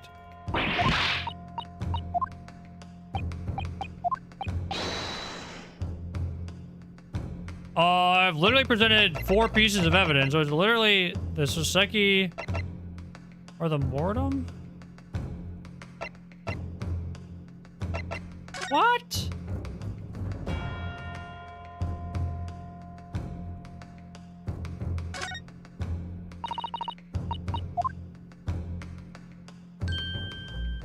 Oh,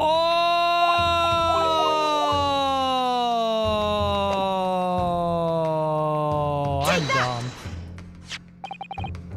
What is that? A newspaper again? Progress England returnees tell all. It's not the headline that's relevant here, Your Excellency. It's the photograph. Look at it closely. You'll notice that there are some white lines on the right-hand side. I didn't see that before. Ah, yes, indeed. They already caught my eye as it happens. Wow, I can't believe I missed that. Oh, well. What if it? A shadow of some kind, presumably from the branches of a tree or the like? There are no trees growing inside my laboratory at the university, I can assure you. Now, you look closely at this photograph. I think it's the photographer following Soseki-san, but I can't believe I missed this. Good gracious. Yes, exactly the same pattern of lines is present on this photograph, too. Well, that tells us nothing. Ah, yes, it's a shadow of some kind, definitely. The branches of a tree. There wouldn't be any trees growing inside a hut at the beach council. What's quite remarkable about it is that the two patterns are absolutely identical. How could such an extraordinary similarity have transpired? Curious matching pattern appears in both photographic prints as a result of a camera defect. Obviously, it must be due to a problem with the camera used to take the photographs. With the photographic device? Yes, we can confidently say that the camera's lens must be scratched. The scratch lens causes unwanted lines to appear in every print taken of the device. In short, the two photographs under consideration here, taken with the same camera. But must be hundreds of camera devices here in the capital. It's utterly impossible to identify the owner of this particular one.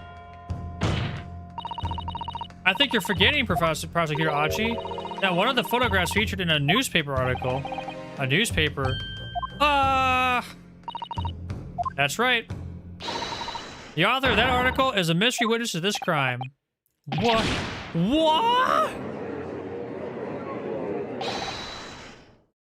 Minimo.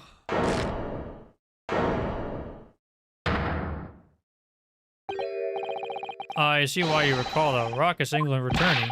What are you yelling about? You've already testified. It's Many Memo, I tell you. Many Memo! Many Memo! Saseki-san? What was that? You say Many Memo? Ever since I returned to Japan, a reporter from the Shuyu News has been hounding me, following my every move. A reporter by the name of Writing Many Memo, yes, hounding me from dawn till dusk. Now that you mention it. Right, and... Aha! Aha! Camera to the left of them, no, back to the right. There I am, struck in the middle. Together with right to Many Memo. So you're saying that this picture was taken by Many Memo, yes! My Lord Excellency Esquire! Officer, find this newspaper reporter wants to bring him to the courtroom. We'll adjourn for a short recess in the meantime. Oh, yes, Your Excellency. As you say, Your Excellency. And one more thing. I want this knife, the murder weapon, examined for traces of poison. We will solicit the assistance of the Imperial University's medical department for the task. Understood? Meh. Many Memo. Controversial.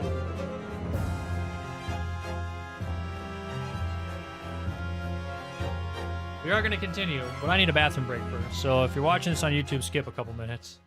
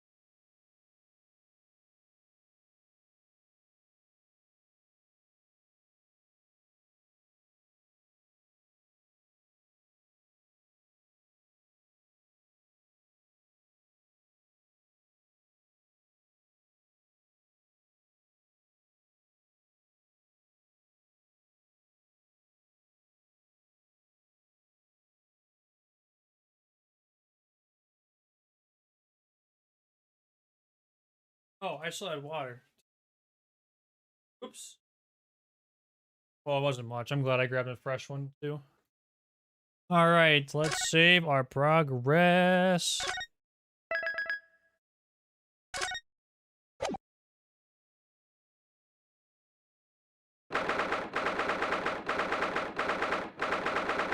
Oh.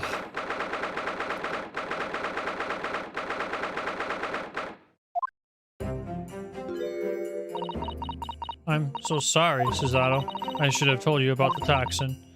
Ray. You have a strong sense of responsibility, I know. That's why you decided to shoulder the burden alone. No, that's not it at all. I was scared for my failure coming to light, that's all.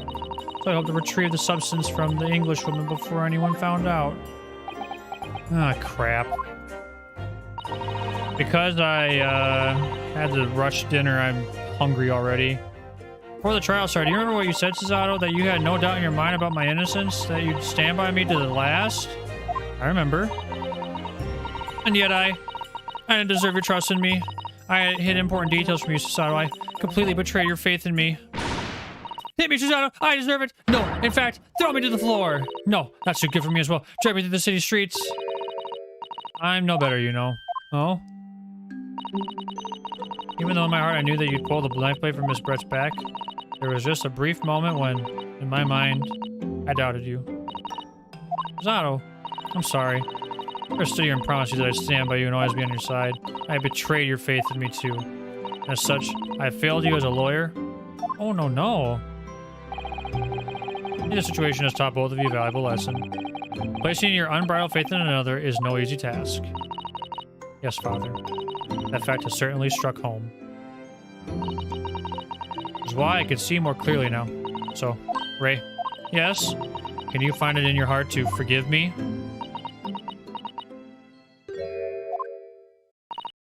Oh, Susato. You know you'll always be a gallant, dashing lawyer in my eyes now. Oh, Ray.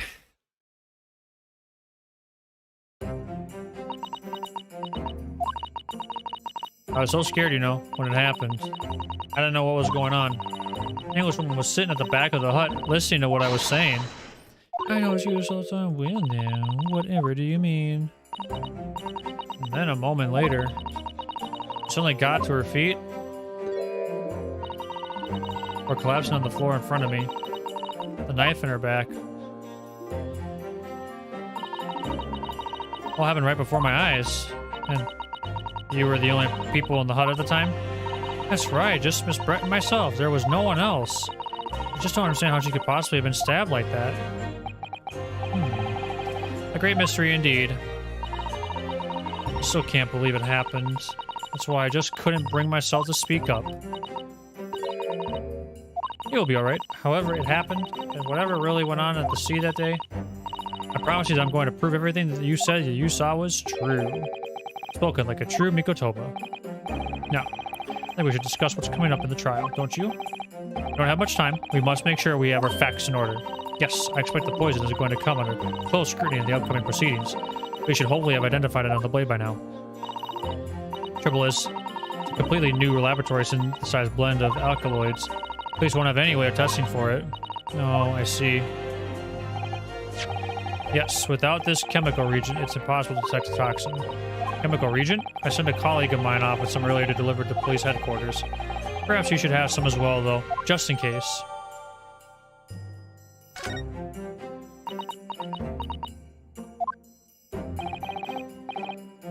What's the matter, Susato? You're suddenly very quiet.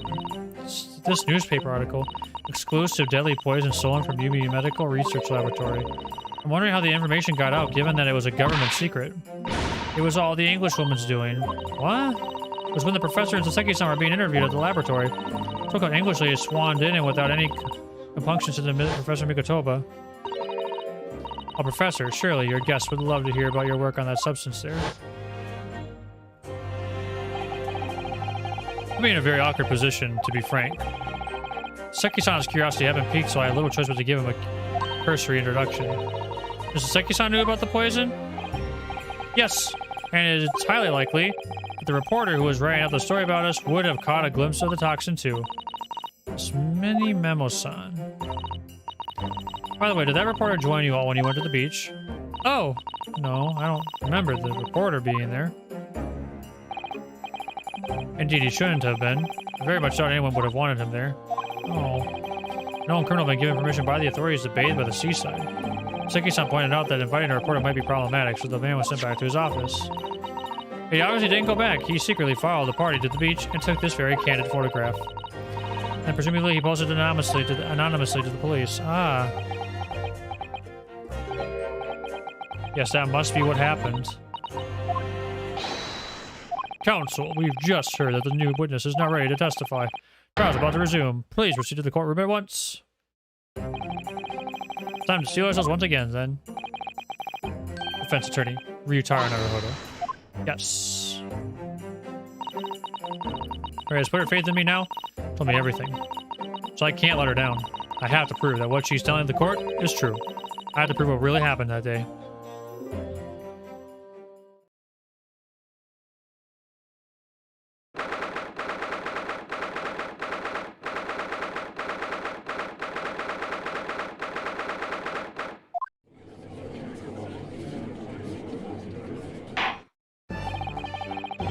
I hereby call this court to order as we convene to continue the trial of Raymond Bombay.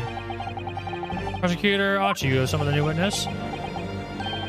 Before I address that question, Your Excellency, some very important news to share. Oh? What news?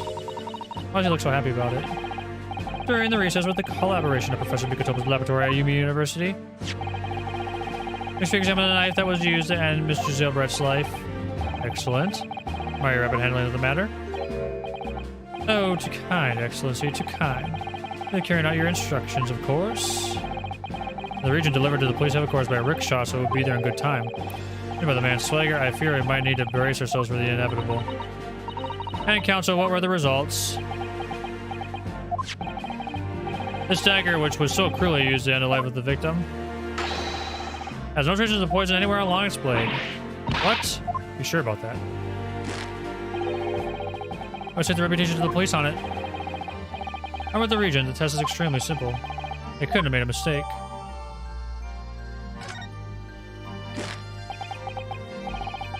For the people excused earlier, they're utterly destroyed. Ah.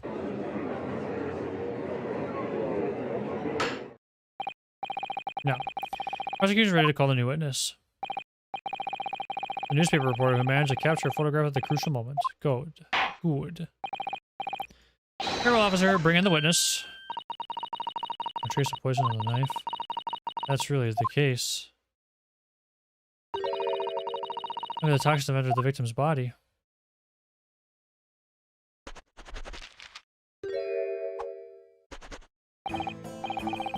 Witness, please state your name and occupation for the court. Yeah, he's got a blue mark on. What is this?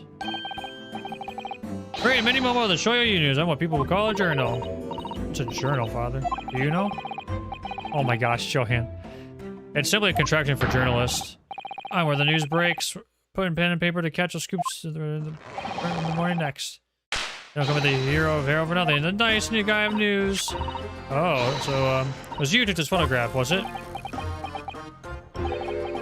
Well, well, what have we here? I'm sorry? Oh, brace yourselves, people. Emo has sent us a scoop in the offing. Female student up to foul play, defended by curiously handsome young lawyer in Supreme Court. Oh my gosh.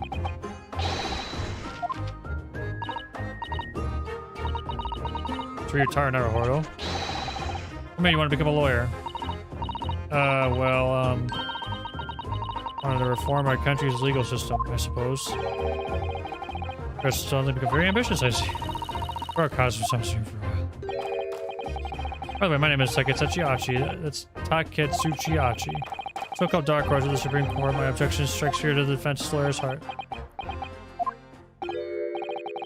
No, the readers won't buy that. What? Witness. Yes?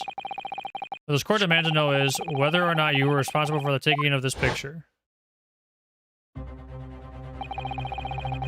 Delivered anonymously by the Imperial Police Bureau only yesterday. Yeah? I wouldn't be a journal if I didn't click when it's presented with a scoop like that now, would I? Some of the stories call out to me, sometimes I have to chase them down, but either way, you gotta be fast. Fast legs to run with it, with a fast hand to write with it, it's no good to be, as I always say, that's what I call a memoism. Many memoism? Ah, yes, I remember your face. I met that day when you were interviewing myself at Seki-san. Yes, right, that was me. Many memo again. You're supposed to be going back to the Shoyu news office after our meeting. The scoop is, I did it because the Englishwoman's words had piqued my journalistic interest. Miss Brett's words? A criminal left to do as she pleases just because she happens to be a British citizen. Horse dung. This kind of judiciary is rotten to the core. Records really aren't worth the paper they're written on. The police are just imperial pawns. Here, tongue, young man. These are complex political issues at play. Oh, well, anyway. He doesn't look Japanese. When I quickly jotted down these words she said in my memo pad. Read it up. Here he goes. I'd like to go with everyone to see your country's coast. This criminal going on some junket? The people don't know about this. I decided to sneak after them. The woman's story so I could hammer her in the press. I mean to say that you did indeed witness it firsthand. The grim scene portrayed in this photograph. Oh yes, I saw it with my very own journal eyes. From start to finish. There's a view here of my trusty camera. Thank you, Many-Memo-san. I'll give a formal testimony before the court. You'll state exactly what it is that you witnessed of the event surrounding Miss Brett's death.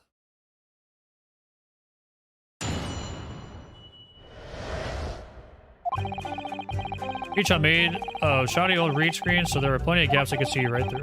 Next one was sitting on the stool when the Gasuka started arguing with her. Seconds later, the girl pulled out a knife, threw her Englishwoman to the floor, and she stabbed her in the back. Conjuring up spirits to at the flames. As I flashed, I whipped up the camera ready to click. I pulled apart the rough weave of one of the screens and put the lens through that the perfect shot. Read screens, you say? Right. I'm clearly enough in that great shot I snapped. Those are just screens made of coarsely woven reeds. This allows the breeze to pass through and bring some relief to the summer heat. There's breeze for me to poke my camera through and see the whole thing heating up. However, for the time being, the appalling invasion of privacy involved. You witness everything that happened from the moment the defendant entered the hut. Oh yes, I saw it. I saw the whole thing from start to finish. You say that you took the photograph through a gap in one of the screens. Luckily for me, they were pretty shoddily woven. I pulled the reeds apart and thrust my lens.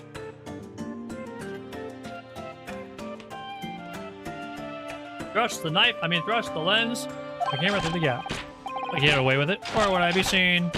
You know what probably happened? This is probably ink from the pen. Oh no, there's no ink in it, never mind, I forgot about that. I didn't ask the purpose is considered admirable by a journalist, I suppose. We're gonna risk one day, we're gonna skip the next. That's been a momentum in a nutshell. What if that's the poison on his hand? What if that blue stuff is the poison on his hand, and we're gonna use the poison we're gonna use the vial to test it? At last.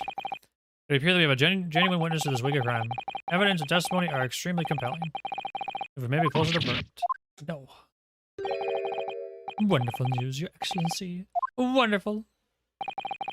Nevertheless, happy tonight. Testimony begs one very large question. What question?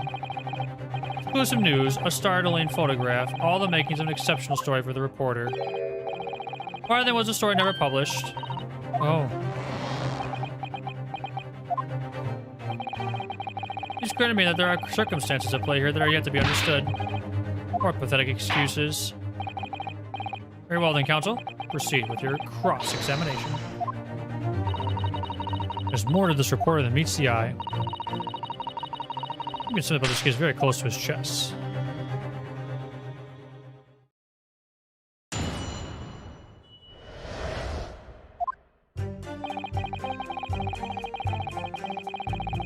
Hold it!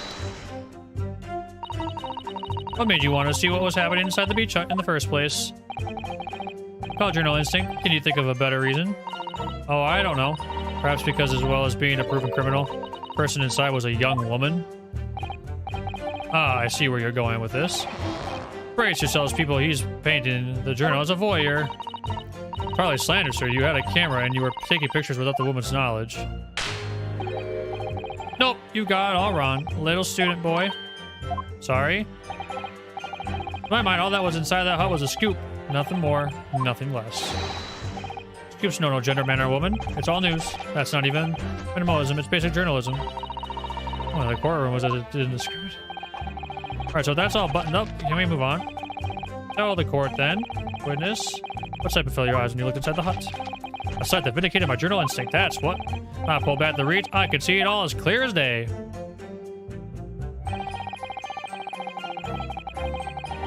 Hold it! She saw Mabami-san entering the hut. Yep, and she was raging like my journal spirit. The argument you mentioned, what was that about exactly? You stole it, I didn't steal it, that kind of thing. I don't know about the poison, I suppose. Student girl walked right up to the Englishwoman and really started laying into her.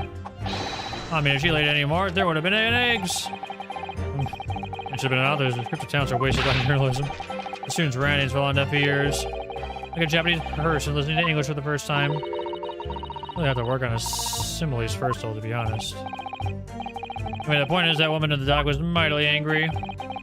Her temper finally got the better of her, it seems. Dear me.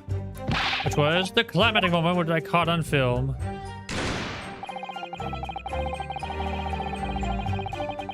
Hold it!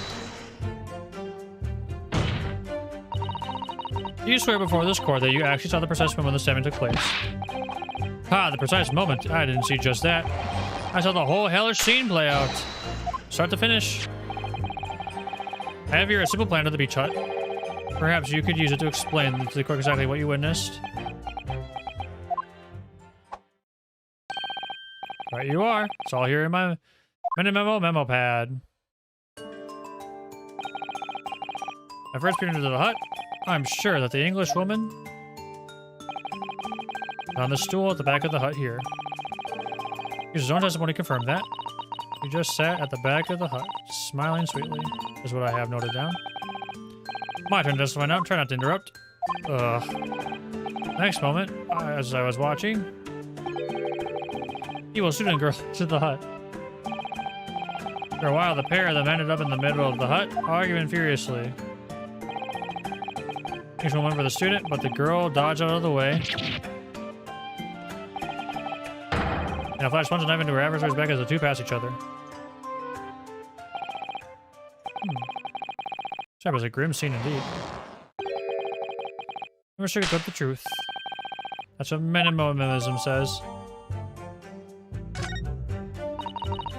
By the way, Minimomo-san, whilst you were watching that terrible scene unfold before your eyes through the gap in the screen, did not occur to try to prevent the tragedy rather than capture it on film? Journalists have to be observers. We can't get involved. That's our reason to tear. So you didn't converse with Miss Brett at all? Obviously not. An observer always remains on the outside looking in. That's something to be proud of, is it? Your Excellency, if I may. Yes, Professor. And the witness's last expertly phrased statement should perhaps be added to his formal testimony. Oh, what are you? I will grant the defense's request. Minimomo-san, you will supplement your formal testimony with the aforementioned statement.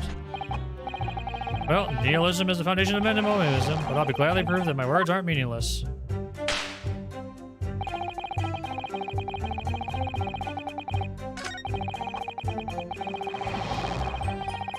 Hold it!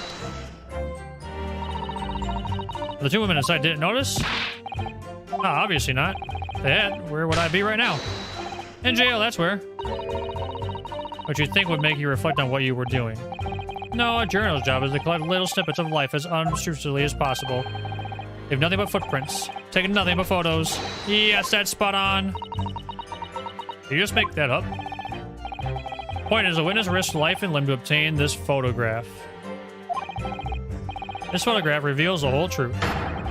There's nothing more to be said.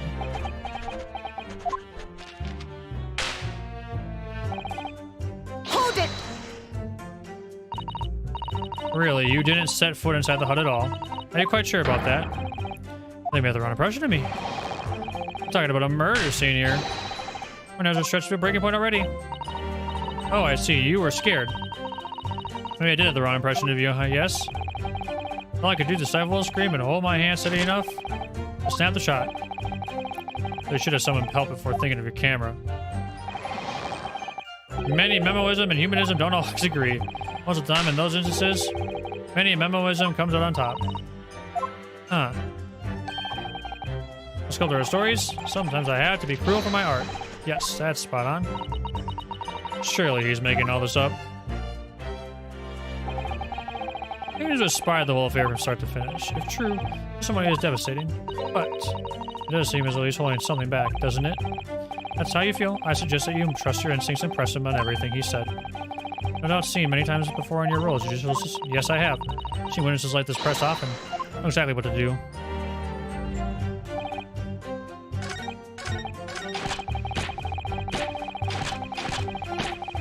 Hold it!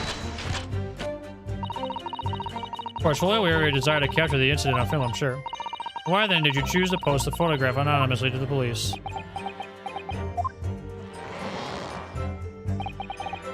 I'm afraid I don't understand a word that's coming out of your mouth. I'm asking why, as a journalist, you decided not to make a story out of the incident. Give me as a sculptor who makes art out of the sordid private details of other people's lives. I never discuss my own personal life on principle. I mean, that's basically many memoism. That's something to boast about. No doubt your burning desire to see the truth exposed and justice done was what motivated you. That's it, that's brilliant. My burning desire to see something real that they're exposed. A good reason why he didn't think to write an article about what he saw, though. Your own image, you were outside the hut then. How did you manage to take the photograph? I'm glad you asked.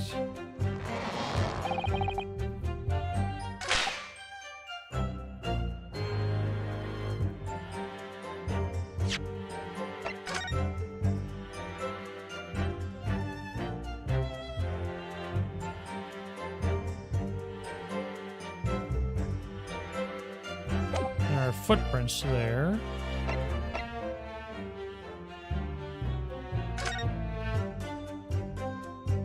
We have the pen.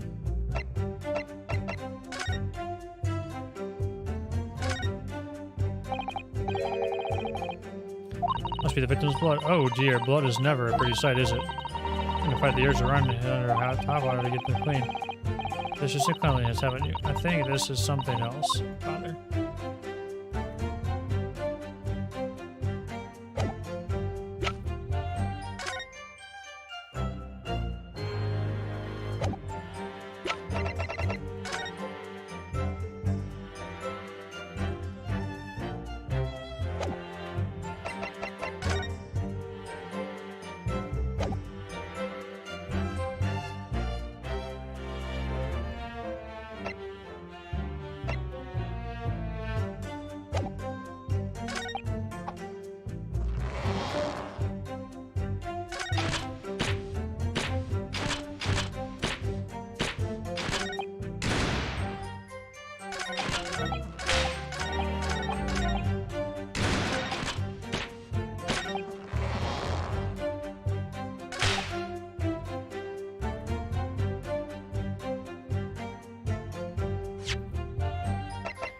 Didn't he speak about the poison article? I thought there was a thing where he did speak, where like must have had contact with her. Okay, so here's what I'm thinking. Well, let me examine this again.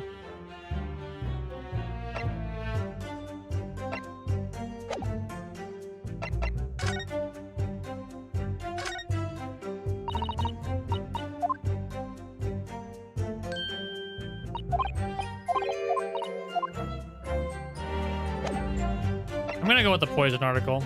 Objection! Dang it.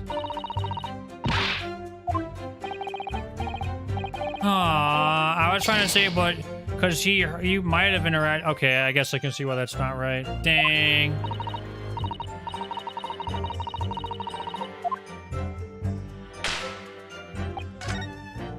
Oh, no.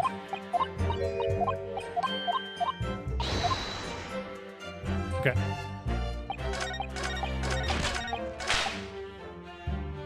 All right, I'm gonna present the pen. Objection! Hey, Memo-san, until now, I've had a firm belief that newspapers are in the business of uncovering and publishing the truth. You're spot on there. Press doesn't lie, which is why I'm proud to wear the emblem of the Shoyu News on my arm. Anyway, that's more many memoism. Sadly, though, it seems the journalists who write for those papers don't always share the same passion for the truth. What are you suggesting with those recriminatory words, counsel? Minimosan, do you recognize this fountain pen? This pen was found at the scene of Miss Brett's death. In fact, the murdered victim was gripping it in her hand as she died. What are you... If you look at the barrel of the pen, you'll notice that its owner's initials are engraved there. R.M. Yes, thank you for bringing that up, Counsel. Initials for the accused, Raymond Bami. It is a coincidence, I wonder, or is it a coincidence, I wonder, that your initials are also R.M.? No. Rayton Many Memo, R.M. That's horse dung. Can't you see one of those central tenets of Minimosa? Being a pencil user. And yet, as the court will clearly be able to see, on your right hand, there is a very obvious blue ink stain. It appears that you must have rather carelessly left it somewhere recently. Your favorite fountain pen, that is... Horsey horse dung. Minimosan, is it not the case that before she died, you met with Giselle Brand at the beach hut? I should listen to this absurd nonsense. Nothing but another excuse. Exactly. Show you news will be sent by mile away. I deny everything. There must be as many people with the initials RM as there are stars in the night sky. Defense has neither the time nor the inclination to court every star in the sky. And there's no need, anyway, because this pen has more to tell. Yes, there's another clue. A clue that undeniably proves who its owner really is. In that case, Counsel, the defense will now show the court where this alleged clue lies. Of course, Your Excellency.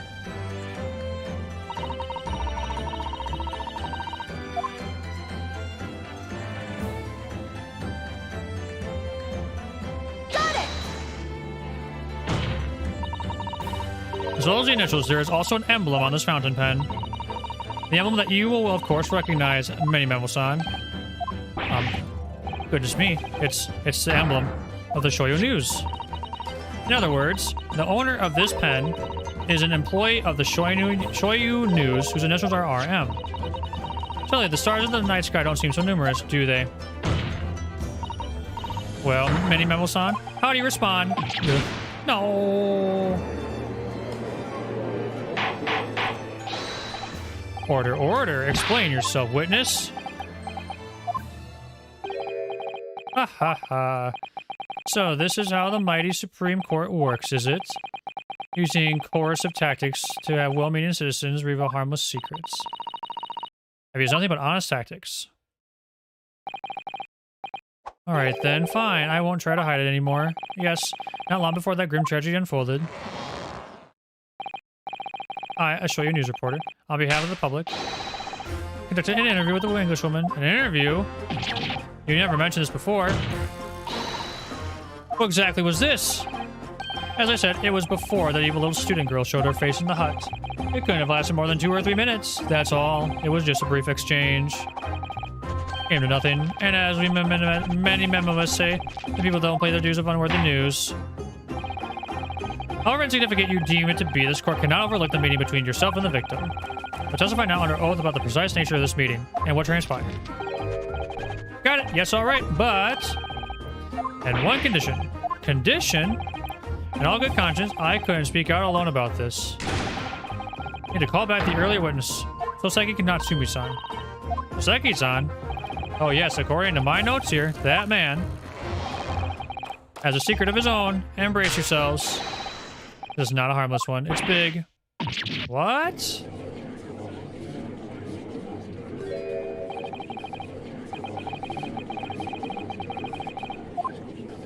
Was he trying to peep on her? They're allowed to grant the witness's request in this instance. Officer, summon the earlier witness back to the stand. Thank you, son. Hiding something?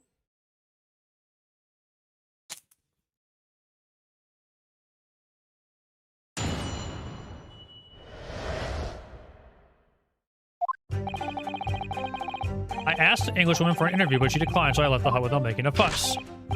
Then, watching secretly from outside, I saw the woman being stabbed and the other witnesses coming in. Detective realized that the victim was still at a pulse, so he ran out to fetch help. That's when this writer man here asked the woman a very significant question. He didn't say anything about this in his testimony, which is why many members of the fans, he reveals it now. You mean to say the victim regained consciousness? When she did you decided to ask her a question? That's, true. Yes. He did. That's not all. We give him a very definite answer. An answer that incriminates the accused. It's preposterous. Why am I only hearing about this now? Why didn't you mention this before, you yokel hack? It wasn't even a conversation. Yes, I did pose the withering English Rose a question. I don't deny it, but she could no longer speak. She was barely conscious even. Counsel for the defense, I expect a thorough cross-examination to be conducted here. Or must and will know the truth. Absolutely, Your Excellency. Or is claiming that Miss Brett implicated Ray somehow? What on earth could have happened in that hut?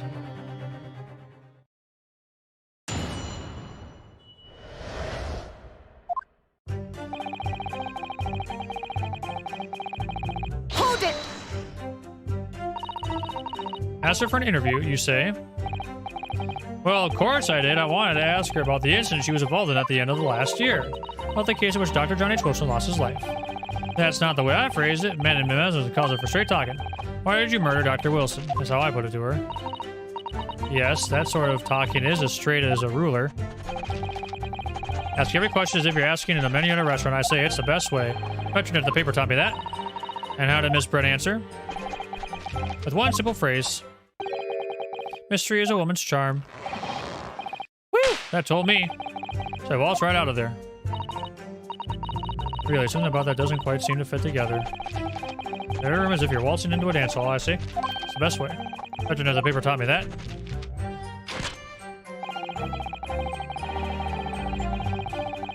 Hold it! That's very persistent of you, considering that Miss Brett had just turned you away. Persistence wins the prize. Many men will tell you that. But then think you've left them just when they lower the guard. That's why you swoop in for the scoop. The fruits of your labor are all too apparent in this telling photograph. Though I'm sure the young yokel student would rather not be reminded of this damn evidence. Actually, it's thanks to that photograph that we managed to identify this witness. You found me. I'll tell you whatever you want to know. We've got nothing to hide. I'm sure. Please, do go ahead, witness. This court is eager to hear what you have to say. Try to stop me. There's a story to tell here, and I'm going to tell it.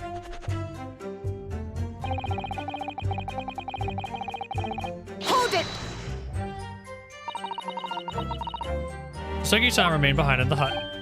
That's right. Yep. Our author friend here. There's a blabbering where I keep singing all over from his head to his toes. Mustache switching eyes while indulging.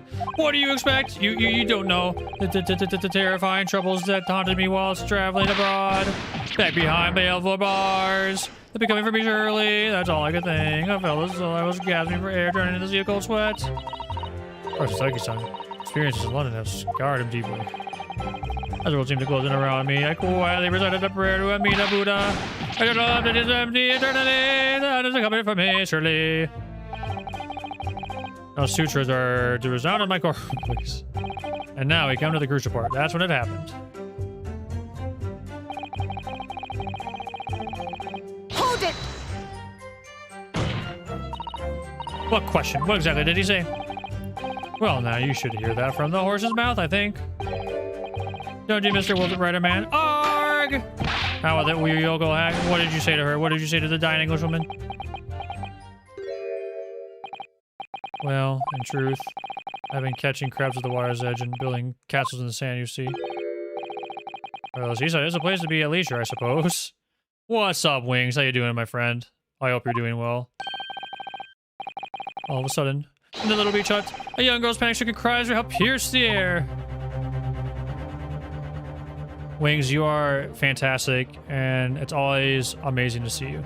So, like, go on. Don't spoil it. Don't you do it. Don't do it. I ran to the beach and see what was happening to find a defendant leaning over to the collapsed victim. As soon as Inspector Hasanaka saw him spread on the ground, he sprinted out to get help.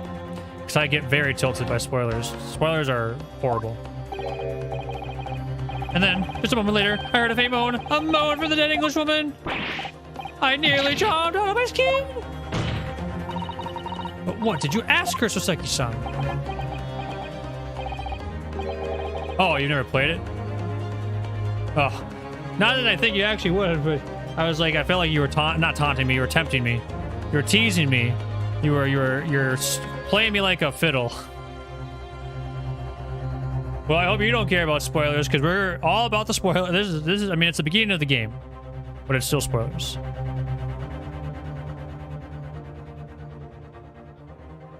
I asked her, who did this to you? Oh, protect us in Alana. What did the how did the woman respond? She did it! She did nothing in response! But... No, I got you. When I understand you answer the question asked you, I am an ambiguous dude. Now, without evasion or reticence, I demand you amend your testimony. I will! Hold it! I'm trying to find out who the culprit was. He who asked the question is a fool for a minute. He who does not remain a fool forever. Having been labeled a criminal twice during my time in Great Britain, I was quick to make up my mind. What, am I gonna blow up and make millions as a streamer? I do not. I mean, I guess it's not impossible. I don't know if it's ever gonna happen though. I'm definitely not. I'm never gonna make millions off of this. That's for sure. However, you've indicated the victim failed to respond. Is that correct? Honestly, at this point, I'm just a gamer looking to vibe and be a place and a space that's very friendly. Oh, really? What's their username? She's ignoring me because my stupid mustache because I'm Japanese! Oh dear. Zeki-san has really developed a dislike for the English, it seems. Bobby Poff Gaming? Okay, interesting. That's kind of cool, though. Oh, yeah, that's right. Wow, that's insane. Wow. Haven't read the report on this time in Great Britain. I can't say I'm surprised at the xenophobic. Englishwoman didn't ignore you at all. Did she, Mr. Writer-Man? Well, yes, all right. You did respond in a manner of speaking, I suppose. There's a trembling finger and pointed in the direction of the defendant. Miss Brett pointed a finger at the defendant? Zeki-san, is that true? Not easy to stand here and say this, but when we first entered the beach hut, Englishwoman was sprawled on the floor before us, and the student girl standing on the far side of her. When I asked who did this to you, Englishwoman summoned her last ounce of strength, pointed a trembling finger at the back of the hut. As it can't be denied, in the direction of the student girl who stands accused today. Ha ha ha! Nice. No. Zeki-san, why on earth did you neglect the mentions in your original testimony? But fiddlesticks, I say. This is not a British court of law. You will respond in Japanese.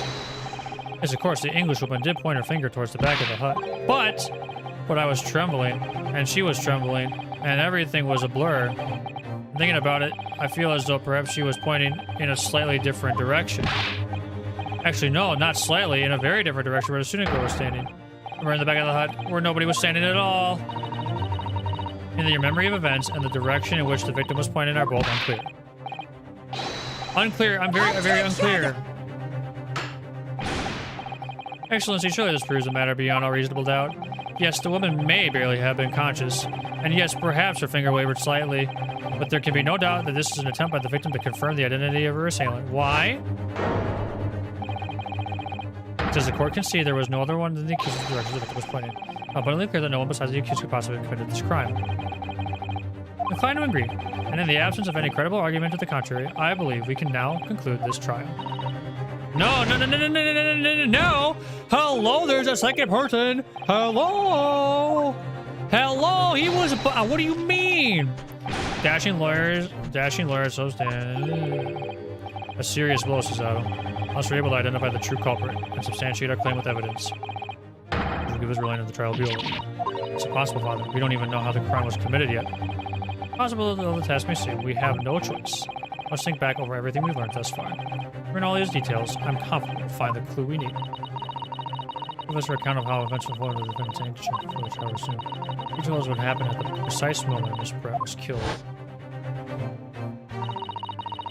Here's what I was saying at the back of the hut, listening to what I was saying. And then a moment later, something got to her feet.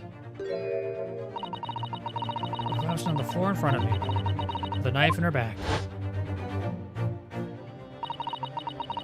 How could Miss Brett have been stabbed in the back in a beach that was empty but for herself and Ray? Determine all the information we gathered so far, there must be an answer for that question. Take it then. The defense has nothing further to add. So, the Gennady Yoko student's luck finally runs out. I can't say I'm surprised. In that case, I am ready to deliver my final verdict on this matter. There's a crucial turning point now. If I can't establish what really happened, it's over. Where was the real culprit hiding? How did he or she stab the victim? I know how. Objection!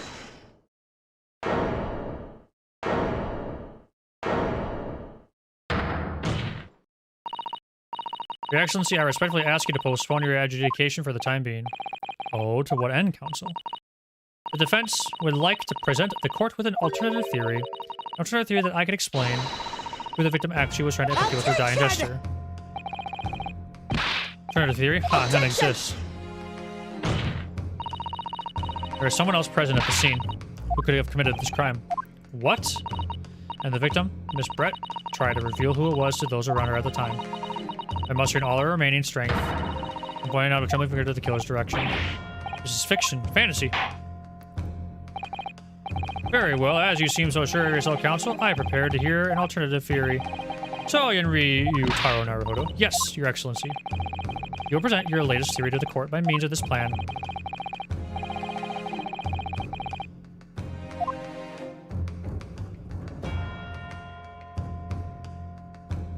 Take that! Naruhodo-san, never give up, and I'm Naruhodo now. The true culprit who fatally stabbed Miss Brett. Let's conceal this location here. Are you mad, the council? You're suggesting the culprit was outside the hut? What? Order, order, order! What's your lawyer in our oil square? That makes no sense at all. You just pointed out the exact spot where I was hiding to get my scoop snap. I didn't see any such individual around. I can sort of that. Obviously, if the culprit had been outside the hut, there's no way he or she could have been stabbed by the victim who was inside the hut. Actually, Prosecutor Achi, there is a way. And in point of fact, defense can provide evidence strong decision to this precisely the way Ms. Brett was killed. You're bluffing. You're bluffing. You Yoko. Defense's assertion is clearly too fantastical for the court to comprehend. You will need to give us more guidance, counsel. Piece of evidence corroborates your theory that the victim was stabbed from outside the hut. Take that! Well, I presented it now. I haven't the first idea why I chose this piece of evidence. Counsel, suggesting that this piece of evidence bears out your theory as to how the victim was stabbed? It's something of a windfall, Your Excellency. What? What? What do you mean?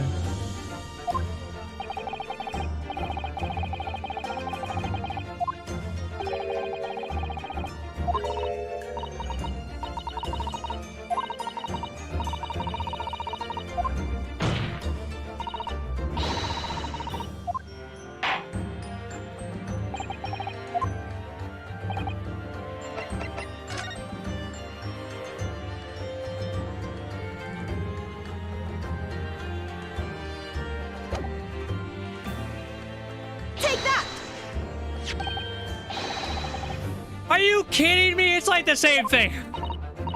Yes, it's clearly visible in this print. Here's that the fatal thrust was delivered from outside the beach. Do you take us for fools? There's no hint of any such thing. I'm not sure that everyone present would agree. Someone, at least, appears to have noticed what it is that I'm referring to. Counsel, once again, I must call on you to be explicit for the court. This song slaps, by the way. Take that!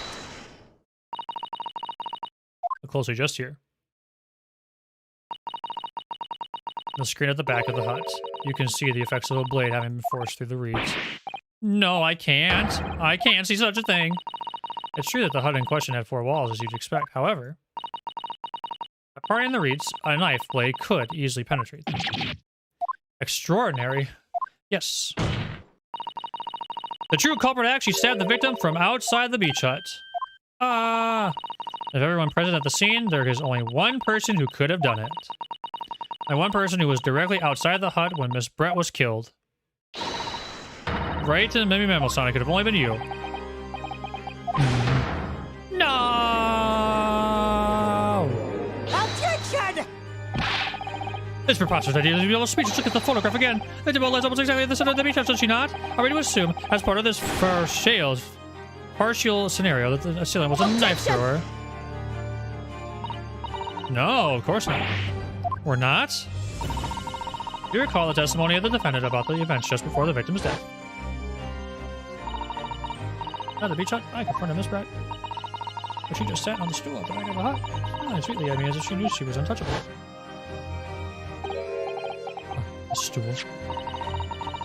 Another look at the photograph. Split in the read screen. Perfectly aligned with the back of the person sitting on the stool. My word! So, in fact, the victim was killed while sitting on that stool. I stabbed a woman to her back, delivered through the read screen. Having been attacked, Miss Brett rose to her feet instinctively, but then, unable to speak, she collapsed to the floor in the middle of the hut. Before the defendant, Membami-san's appalling eyes.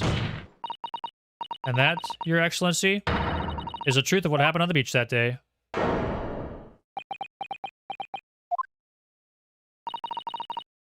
By your silence, Membami-san. I take it that you don't deny the charge? This is absurd. That will do. It appeared that we have a tacit admission of guilt from the witness. Apparently, this court has successfully established the truth of this matter. It means that the defendant, Membami-san, is innocent of the crime. Oh, thank goodness. Oh, they made him cave. I must say, I've never been more proud. This is not over. OxyClan can't. What my growth? My growth of hope. There's no prison. I can't accept this. I won't. No reason for the continuation of this trial. I will therefore move to conclude proceedings by the delivery of my final verdict and...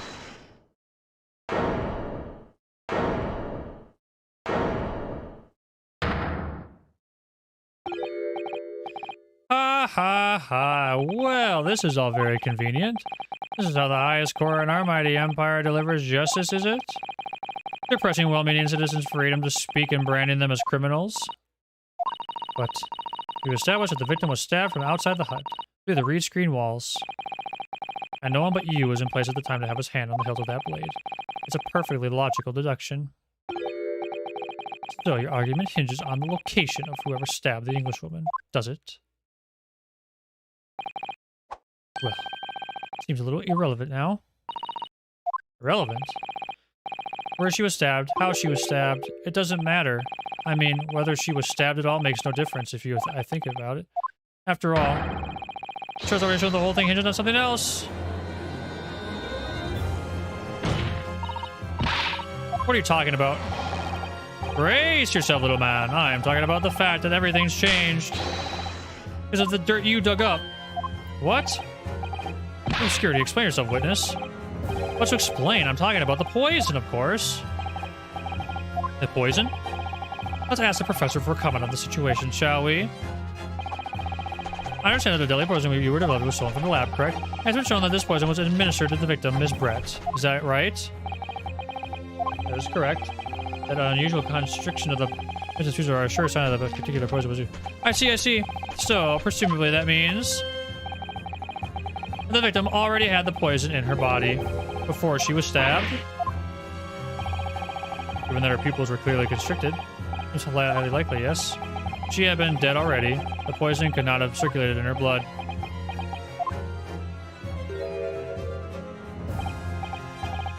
How refreshing to hear the argument of a metropolitan mind.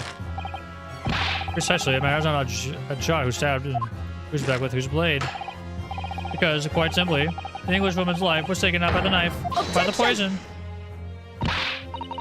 But that can be explained by the poison being on the blade, as I already... Haha, forgotten, I believe, Yoko. During these very proceedings is the laboratory of the professor at your side assisted proving the blade of the weapon used to attack the victim. There's no trace of poison on it whatsoever. Ugh. Let me get this down. The facts, as skillfully established by the defense in this trial, are to be a headline making a red herring. Is that about right? Well... Ah...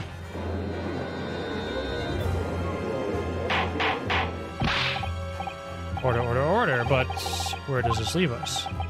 How, in that case, did the poison enter the victim's body? An undeniable, obvious answer to that. The lady most likely embedded it. Maybe she drank it? I'm gonna look at the photograph here. As you can see, a bottle of carbonated water and glass had been knocked into the sandy floor of the beach hut. Poison could have been slipped into either. Would he made Miss Brett drink it? But what do you know? Look at these dashing eyes. This would make a great front page shot. Hey, why the bewitching stare? After all, I'm the last person you should be looking at. Make no sense that I poisoned the woman, would it? I mean, that's been established already. Established? What are you talking about? Don't tell me you've forgotten. That's a little hard to believe, given that the person who established it was you. Me? What on earth does he mean? Oh, let me capture those wide eyes. This is a prime press fodder, this is. I've seen that this trial is not destined to end yet, after all. Come on the witness to give further assessment. That's great, that is. Let me get a shot of the magnificent beard, Your Excellency. You claim it to be impossible that you were the one responsible for administering the poison to the victim. Spend to the court just put the basis of which you make such a claim. I'm a journal and I'm a man. Never tried to run or hide from anything in my life. I'm not about to start now because that's minimalism. Brief. Well, I thought I'd eliminated the truth, but it slipped right back into obscurity again. That's where is this trial going to take us?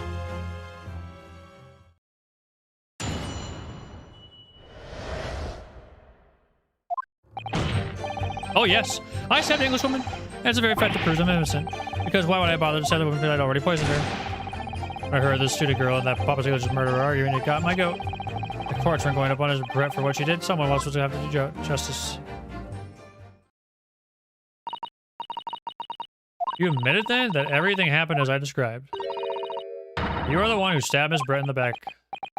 You can blame this miserable country of ours. Here's it bows to the pressure of foreign powers and lets murderers walk free. What kind of future could a country like that have? That's why I did it. I did it what our pathetic leaders didn't have the guts to do.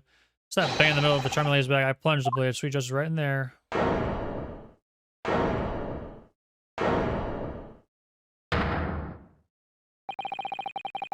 Someone who spent his life seeing that the truth is told. I feel really, really awful about giving false information in my testimony before. But as it turns out, there was somebody else who had it in for the victim and already got to her before me. That's right, you guessed it. That pretty little student girl. Now there's a woman after my own heart. Implicating Ray again. He's the one who gave the poison to the Englishman that ended her pitiful experience exists. So they sap. This journal here is out the hook. Argument is sound, certainly. If the witness had administered the poison himself, you only have to wait for it to take effect. Subsequently stabbing the victim in the back would have been entirely nonsensical. There was a report had nothing to do with the poisoning. Yes, it's all quite logical. That's right, it is logical and true. I'm glad you've all seen the light. Justice at last. This is unbelievable. Never made so much progress proving his guilt. Is he going to get away with it now?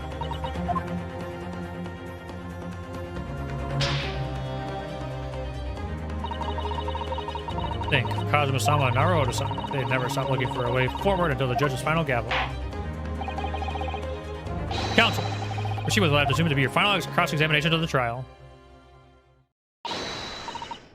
Yes, Your Excellency.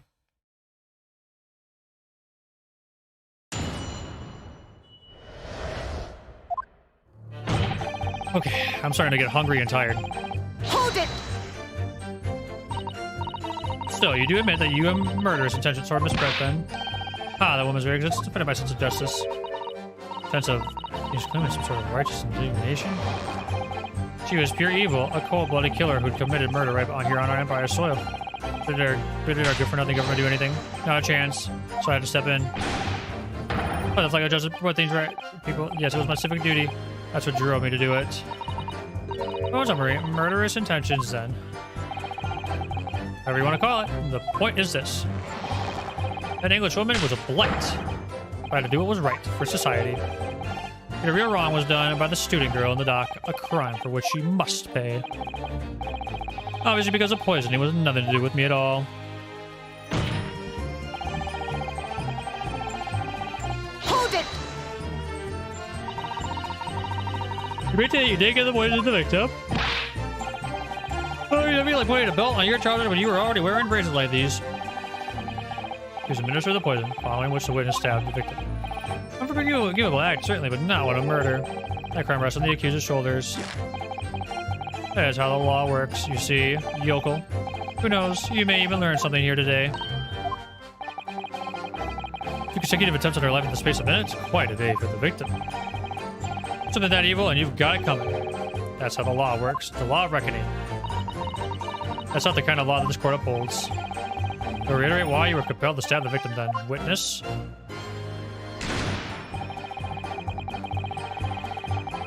Hold it!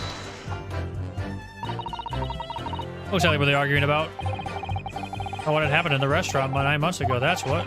The student girl was laying into the Englishwoman for killing her beloved mentor, Dr. Wilson. Yes, John H. Wilson, professor of medicine, invited here from England by Professor Miko Toba, no less. But the Englishwoman just jeered. Her case was to be heard by the British consular court in Shanghai. However, little doubt that she would simply have been acquitted and sent back to her homeland a free woman. Eating that student girl up inside, you could see it. I really felt for her.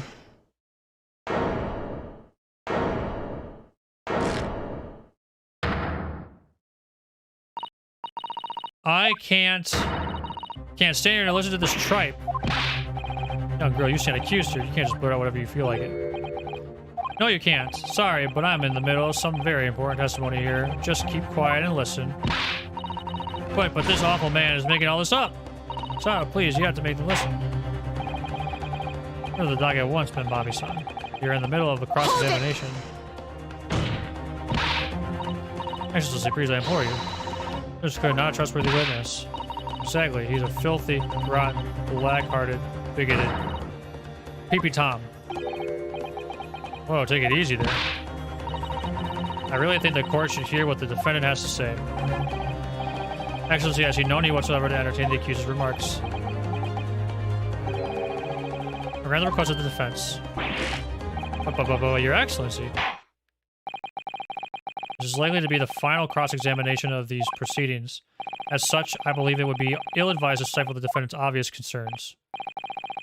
Whilst recognizing that this is contravenes regular protocol, I hereby call for the defendant to speak.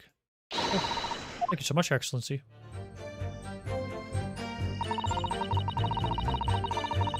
Hold it! The stolen poison that killed the victim, you mean?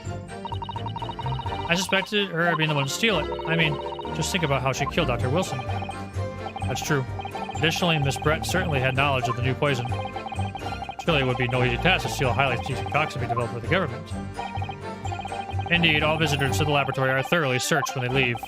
Even if the thief managed to avoid being seen by myself or a colleague, getting the poison out would be very difficult. That's true. I passed to Professor Mikotobo until he agreed to show me the poison when I visited his laboratory. As a left, I was searched from top to tail. Sprint rather bluntly revealed the existence of the toxin we've been developing, you see. Since Eki-san expressed such an interest in it, while unable to refuse, obviously, he gave nothing away other than the fact that it was an extremely potent substance. Very ashamed of myself. It's just that I've had a particularly terrible experience with a deadly poison. Want to look at my own enemy in the eye so that you can understand that? To find out that my suspicions were true, I confronted Miss Brett about the poison. Told her that there were to be an instant involvement in it somehow, it wouldn't just be the university. Military would be dragged into it. The whole government, even. It would be a complete disaster. Had a best response. She just curled in those beautiful lips of hers and said she didn't know the first thing about it. In English, actually. I have many moments on. One small question, if you don't mind. I do mind. Can you see I'm busy? There you were outside of the beach listening while the defendant and Miss Brett. And then it was you who wrote this article about what you'd heard. Exclusive deadly poison stolen from UB article. It was published in this morning's edition of the Show You News. Details are too accurate for it to have been written by anyone else. Sorry, don't know what you're talking about. Yes, look at this. The entire article is almost what I said to Miss Brett, word for word. Well, many memo-san. As a journal and as a citizen of a free country, I don't have to reveal my sources. That's a funny principle of many memoism. I was clearly right about this. Or I did write that article, and he based it on what he overheard from outside the hut.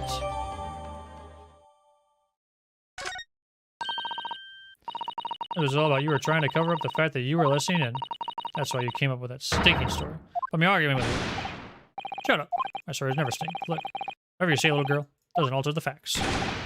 Your Excellency, there's something I want to say. I want to go on record. Very well. You may amend your formal testimony. Ha. Ha. Ha. The point is, you'd poison them, there'd be no reason to grab. Hold it! As you doubted the efficacy of the poison and sought to make sure your victim would die. Or stung. What? That would be like pouring pepper on your Chinese ramen before you'd even tasted it. Completely reckless. Although it might surprise you to learn that I am a bit of an pepper pourer, as it happens. Once the victim had taken the poison, she would have been only minutes away from death. And yet this man then proceeded to stab her in the back as well. There has to have been a good reason for that. It was the reporter who gave the poison to Miss Brett, and clearly he must have done it prior to re-entering the hut. Yes, that's undeniable. Between him leaving the hut and the victim being stabbed, there was one very crucial change in the situation. What changed? The reporter overheard the conversation between Ray and the Englishwoman. First found out about the exact nature of the poison he'd used.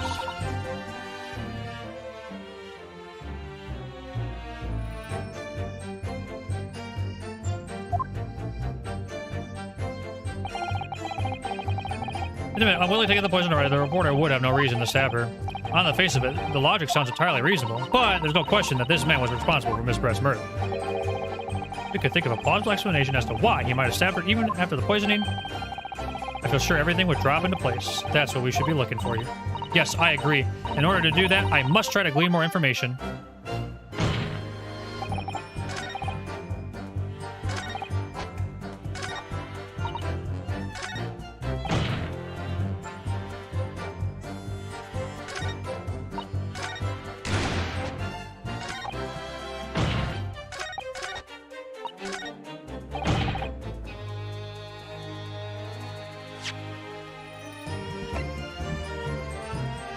Objection! All right. Well, I can think of one reason. What? What? Before I explain, I'd like you to confirm something for the court. Did you glean all the information for this newspaper from what you overheard outside the hut? Of course you did. There could be no question of that. After all, when we were all in the laboratory together, all we were told was that it was a terrible toxin. And there is one more important fact to consider. According to the witness, Membami-san's verbal attack against the victim began as soon as she entered the hut. In other words, it would have been impossible for her to have slipped the poison into Miss Brett's drink. Objection! Where are you going with this, counsel? Mimimo-san has made quite clear that he observed every single thing that happened at the beach hut. If the defendant had somehow found an opportunity, this man would have seen it. Which means that Miss Brett couldn't have imbibed the poison whilst the defendant was present. In fact, it must have been administered to her before Membami-san entered the hut.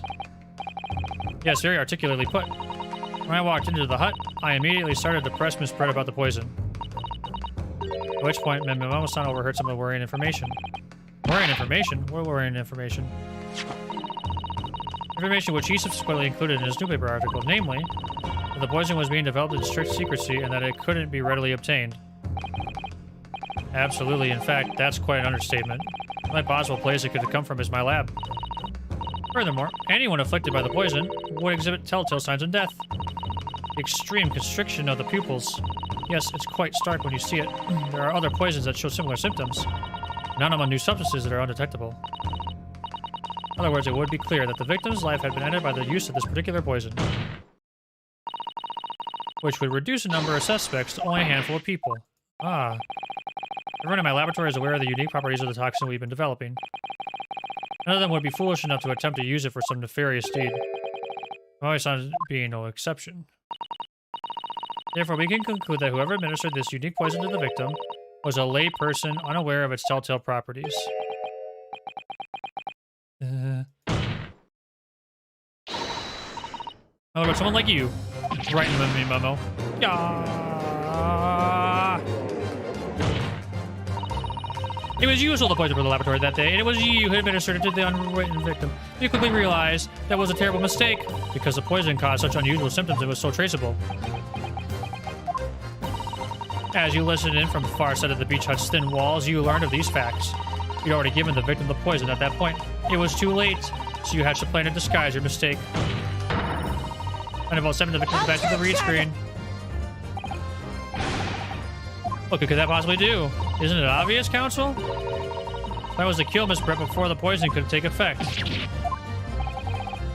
Much of the blood, the poison caused the onset of pupil constriction. He had hoped to participate in the victim's death before that happened, hadn't he? Exactly. Because without any revealing signs of the new secret poison's use, no one would ever have suspected. This is extraordinary. The effects of the poison meant it would be too easily identified. The killer had to mask its use. She did it by plunging the knife into the bill of the victim's back.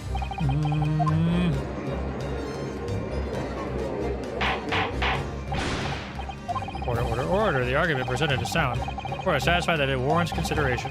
Prosecution have a counter-argument it wishes to put forward. Well, or a number of, yes, I counter completely. Prosecution's evasive response clearly shows that in much the same way as he nurtures the remnants of his top knot, he is clinging to lost hope. Lost hope!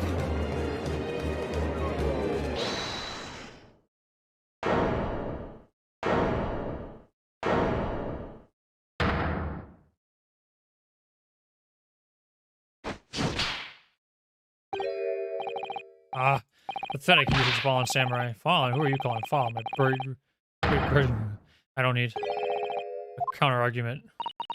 What? What are you talking about? It should be blatantly obvious. I stole the poison, you say? Gave it to the victim, you say? Stabbed her, you say? Lots of fine theories. I don't need a counter argument because you don't have an argument yourself. Where's your evidence? You also it's so plausible, don't you? But without evidence, it means nothing. Whereas I based my news on facts. Facts? What do you mean? Explain yourself. I mean, what the professor said earlier in this trial. It's all here in my memos. Every word, every slip of the tongue, all noted. I'll show you news and tables for it. The power of printed word.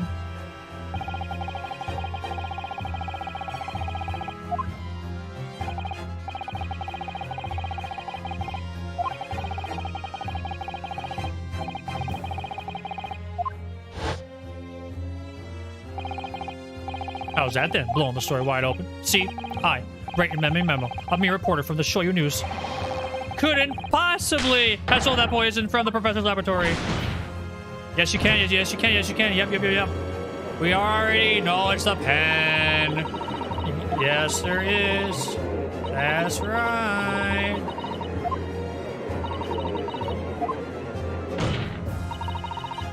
As if identified the poison itself is the definitive evidence we need. Because whoever stole it from the laboratory that day is the true culprit here. What's your point, you annoyingly handsome country bumpkin? The point is this. There is one way that you, Manny Memo-san, could have stolen the poison that day. I've heard enough verbal conjecture now. Thank you. What the court must be shown is evidence. Take that! Your Excellency, is this fountain pen? A fountain pen? How can that possibly be relevant? Magical pens, some seem to have enough ink to write many thousands of kanji characters. I believe they arrived in our country for the first time some 15 years ago.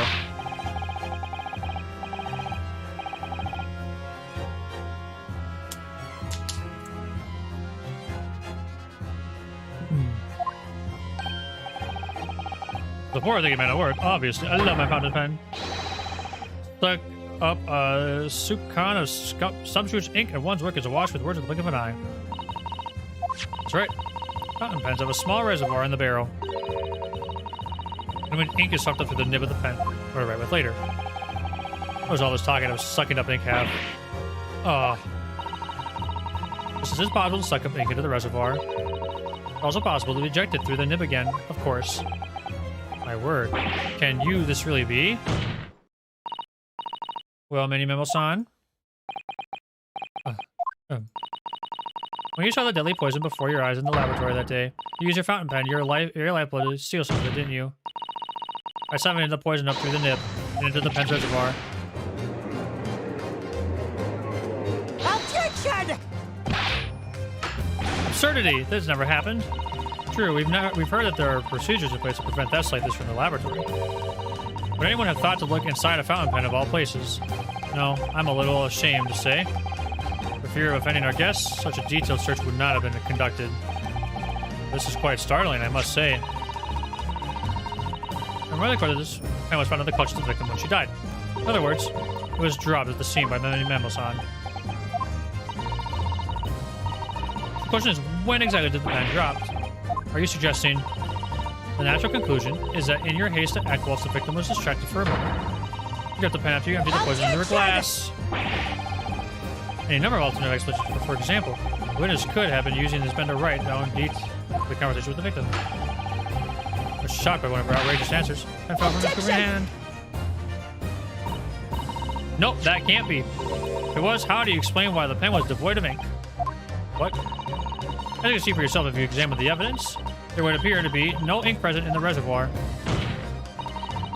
When a newspaper reporter goes to interview someone with nothing in his pen. No, it was right after the poison was filled in the reservoir and emptied into the victim's glass. Witness, what do you have to say in your defense? Wah ha ha ha ha, this is your modern justice system works, huh?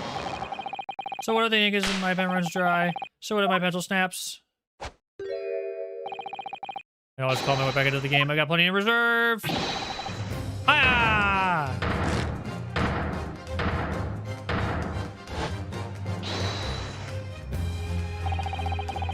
I might set the poison up in my pen. Well, speculation, nothing more. If you thought you could bring down a fight of citizens like a straight like that, think again. This is though it's going to take one final decisive blow to finish this matter. See, the situation is now very simple. It rests upon whether or not this witness did indeed see the poison on the day in question, and therefore, it all depends upon whether or not the defense can prove that he did it with evidence. Does evidence can possibly exist? Memo-san, this is how our modern justice system works. What? In the courtroom, evidence is everything. Then you would do well to remember, because we are well past the point of speculation, is what I assure you. Very well then. I call upon the defense to present the aforementioned evidence. This is it then. This will be the final piece in the puzzle.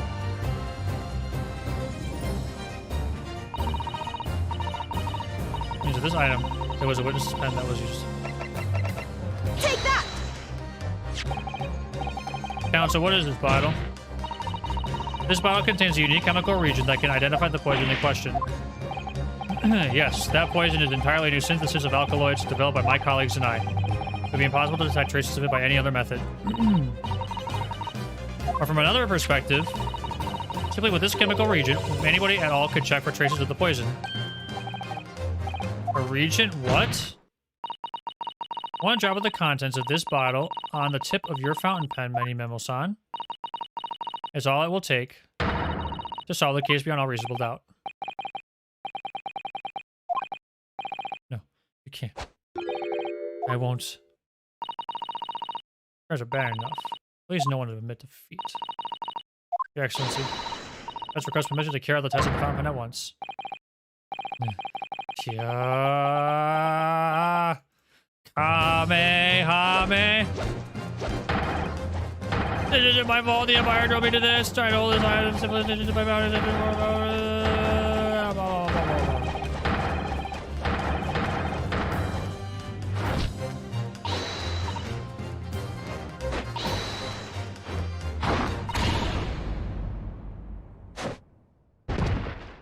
Jeepers.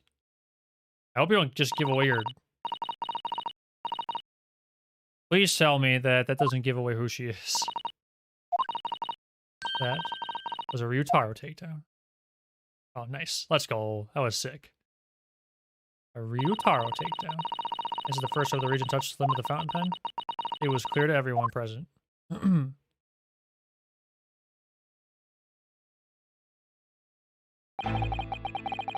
I saw it there in the lab. The poison. Devil got hold of me. And I decided to do it on a whim. Excuse myself, emptied all the ink down the sink in the bathroom, washing the reservoir out carefully. And you waited for an opportunity to suck up some of the poison, didn't you? Into your fountain pen. Yes, that's right. Answer me one thing, Manny Memo-san. Why did you steal it? For what purpose? Isn't it obvious? To find out what it was made of and expose it in an article. I mean, it was a secret project after all. Too juicy for a journal like me to pass up. Why did the English woman end up dead? Why did I intending to quiz her on her situation, that's all. As a reporter. Don't kill her. Enjoying full freedom. Evading justice by leaving the country. I told her what I thought about it. She just laughed in my face.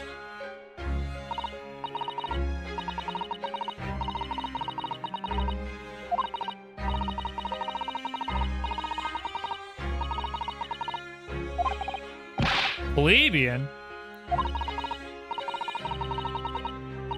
I was not gonna lie, I could have sworn she was gonna get killed because she had some connection to something going on in Great Britain, but anyway.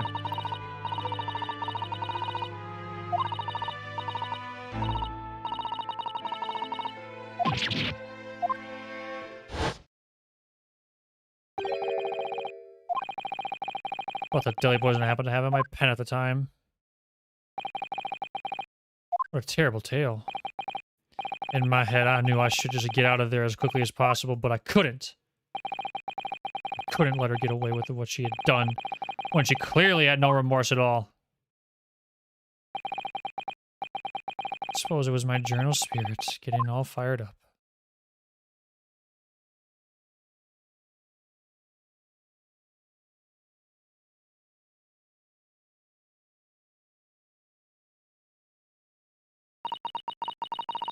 I'd like to ask you something. Yes? You haven't talked about justice. But surely as a journalist, you could have used other means to deliver the justice you sought. No justice in the press. Sorry? After that trial 9 months ago, I kept digging and digging to find out what had happened in that courtroom. Finally, I discovered the truth. It was a cover-up, that's what it was.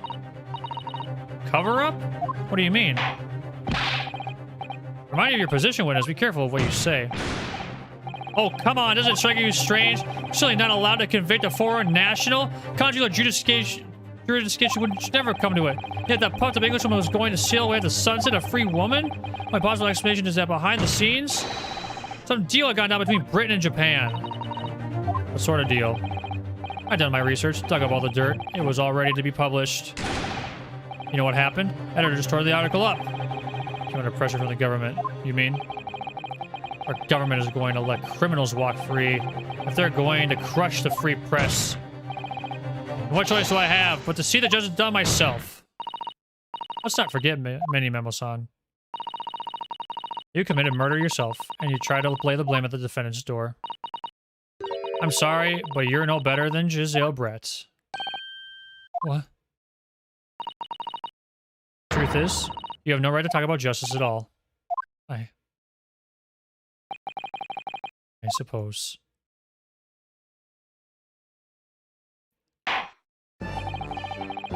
Hear that we have reached a conclusion in this trial at last. Counsel for the defense, Ryutaro Naruhodo. Oh, yes. Sorry, Your Excellency. Just musing in a manly way here. It was unbelievable that this is your first experience with the Supreme Court. An excellent performance. In truth, it very much reminded me of your cousin's exploits. Oh, Naruhodo Ryunosuke, you mean? The way you handled the trial 9 months ago, and the way you handled this one, gives me hope that we are genuinely entering a new era of justice in this land. Very flattering, Your Excellency. Hearing the defense you put forward today made me feel almost keenly the future of our justice system will be forged by you and your contemporaries. Thank you. So, Prosecutor Achi, do you have any final thoughts? Prosecutor Achi? I take it. Stop. Do not commit seppuku. Jenny sure the former soldier has been withered and died here today. Oh, he's gonna cut off. Okay, never mind. He's just gonna cut off the top of his thing. Gosh, junior cultural on the church took a while, didn't it? Silence! Rather than living on in shame, I will end it all with this blade. As the truth of Achi-ism. One hopes that the only way in which he'll be miling himself after the witness.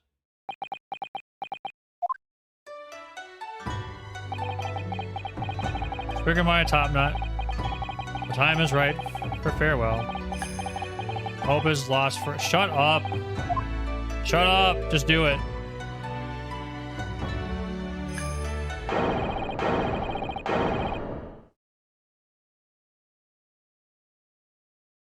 This is stupid. Just do it!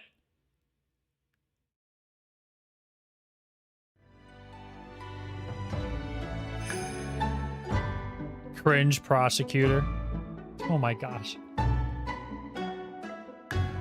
Okay, guys. Stop. Stop! This is stupid. What? Where'd you come from?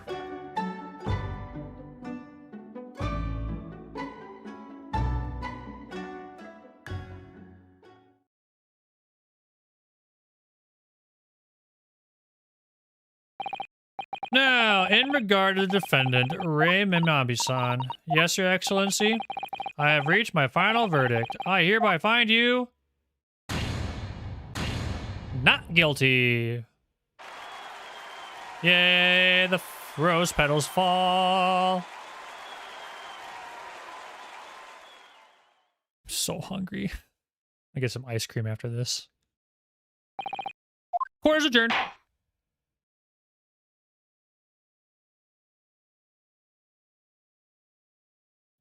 Eight blunders in the intro chapter. Kind of an oof, but it's fine.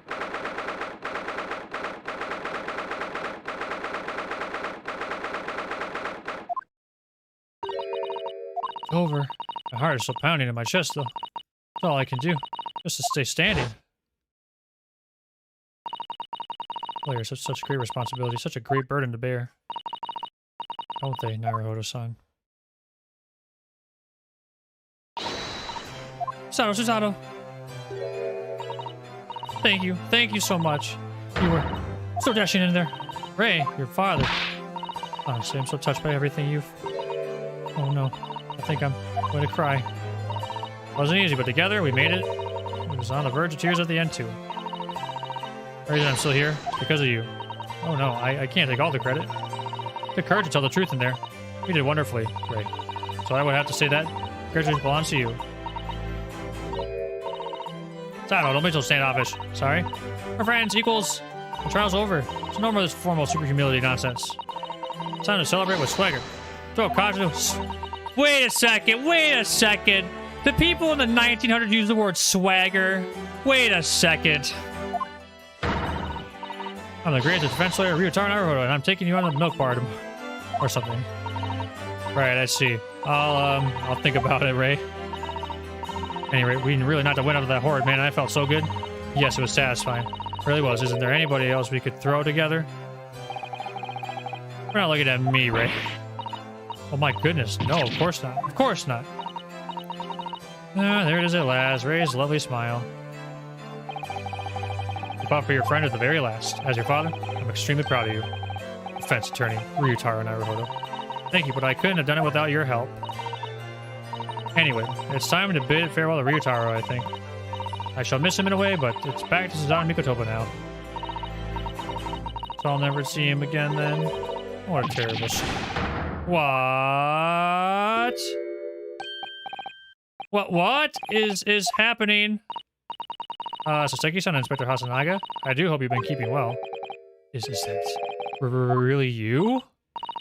Yes, I had to change my appearance for, well, obvious reasons, I hope. But it's me, Susanoo Mikotopa. Don't. So dashing, so divine. No!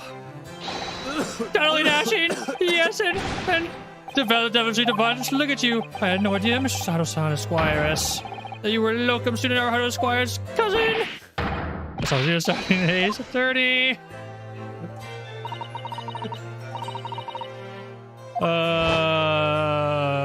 I hope the inspector doesn't be like, yeah, that's illegal.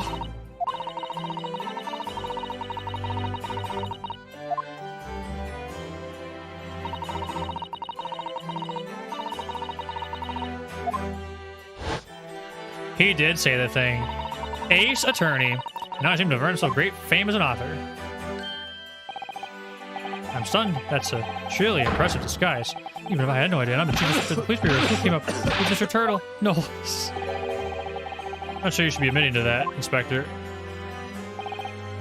Amazing. You're a woman of many faces, I see.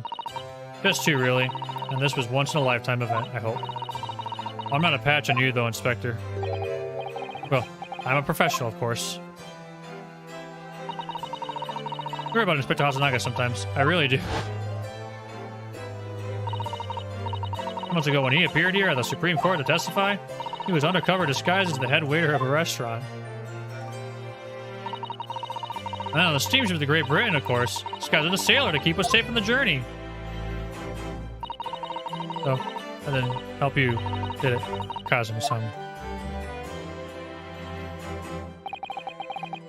From my perspective, I have to admit that I have mixed feelings about all this.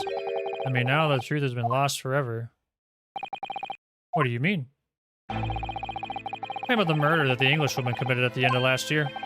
Yes, it was an English doctor she killed, as I understand it. Dr. John H. Wilson, yes, the man I invited to Japan personally. Mystery is, why did she kill him? And now that the culprit herself is dead, I'll probably never know that answer. On the voyage to Great Britain, we had a most unexpected encounter with Mr. Herlock Sholmes, the great detective, I mean. Yes, I remember Mr. Sholmes well. Of course. Ah, my arch nemesis! How lightly you utter his name. Well, according to the stories published about him in The Adventures of Herlock Sholmes, the detective wanted a partner who helped him solve crimes, a best friend. That man was an exceptional doctor of medicine by the name of John H. Wilson. What? Dr. Wilson? I just can't believe that it's a coincidence. I think that the English doctor of medicine killed here in Japan 9 months ago must have been the friend and partner of Mr. Sholmes. Yeah, that's really true. And the poor girl won't ever see her beloved father again.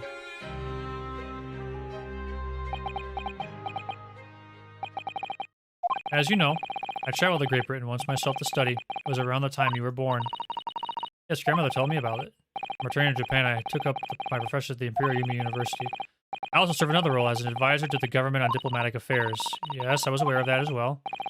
In that case, I'm sure you understand that there are some confidential matters I cannot divulge to you. Could you just tell me one thing?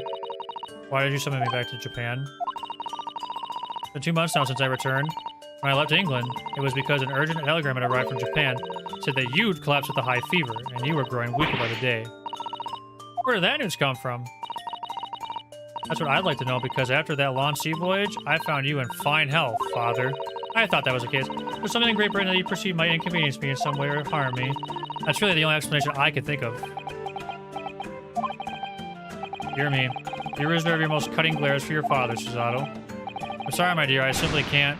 Ah, let me go!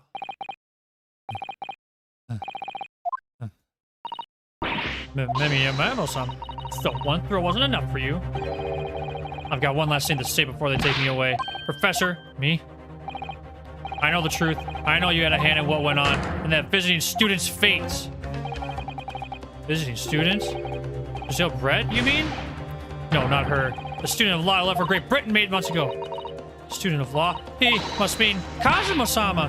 What are you talking about? What does this have to do with Kazuma-sama? Nobody in Japan knows about anything. They don't know that the guy never made it to England, that he died on the steamship, and that he'll never...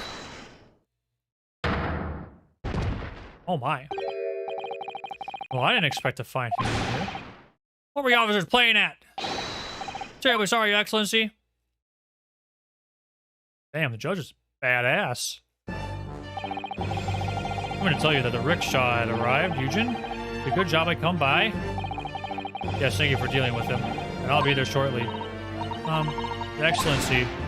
Ha ha ha. Trial's over. I'm not Your Excellency anymore. Merely your father's friend, Sashiro Jigoku. And may I say that since I saw you last, you seem to have taken on a more dashing appearance. Susato. Oh, he knew the whole time? Alright, that's sick. You knew all along? Ha ha ha ha. A judge sees everything, Susato. I couldn't let you take the risk. If Sashiro here hadn't known and he'd recognized you, I had a word in his ear beforehand as an old friend. So, Sashiro, shall we? Yes, having ruled on that case, we can now have various diplomatic issues to address. Before you go, Father? Sorry, my dear. We shall have to return to our earlier conversation at a later date. Well done again, both of you. You did admirably. Oh, thank you very much. What do you think of my Sashiro sling? Who wants to touch a man flying like that? Ha ha ha ha.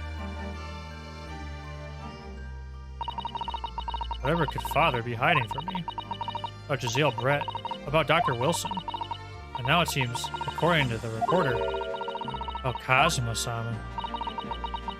I'm going to have to bring this up with Father sometime. And nobody else is around.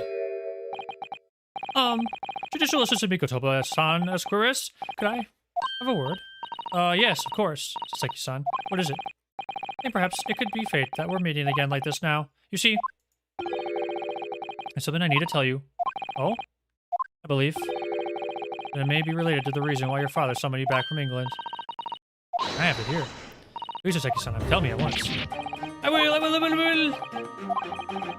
As you know, my time in England was terrible. Cursed, I have no doubt. Such awful things I was embroiled in. Thank goodness. Look up to Naruhodo Squire. Stepped in.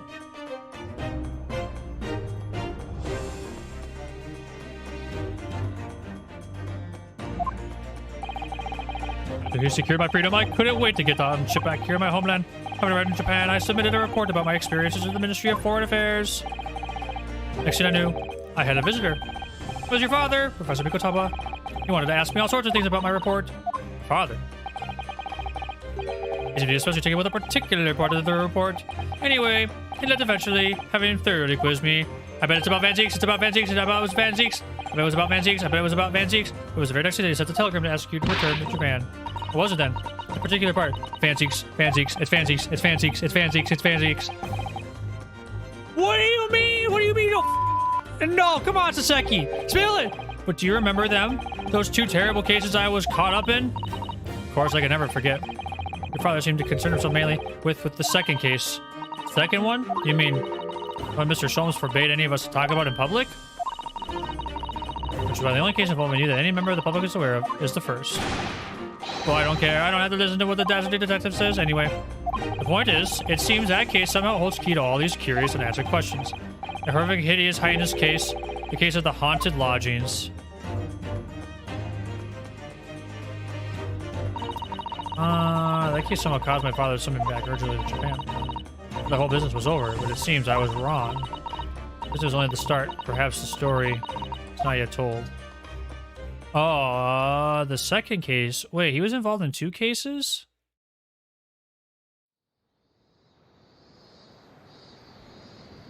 So, Wait, Saseki was... the mystery of that English woman's death is solved, thank goodness.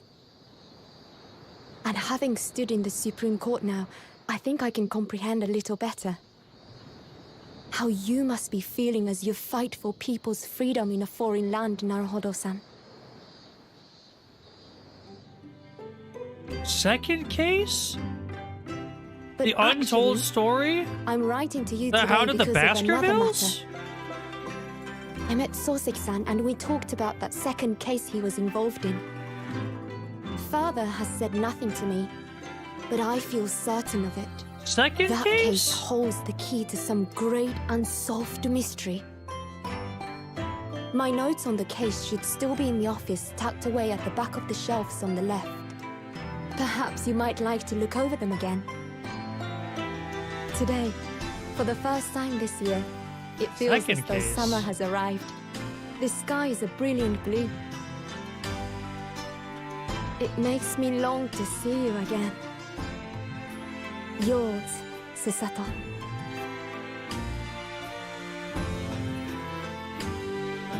Second case.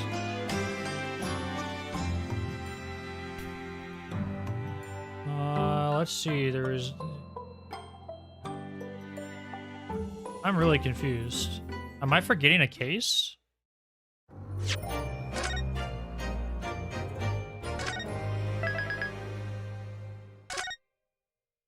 I'm really confused. I will have to figure it out, though. But I think we will next time on Great Ace Attorney 2. Thank you guys so much for watching. I hope you enjoyed the episode. It was a pleasure playing again. I hope you guys enjoyed the episode. Have a great night. We'll see you next time.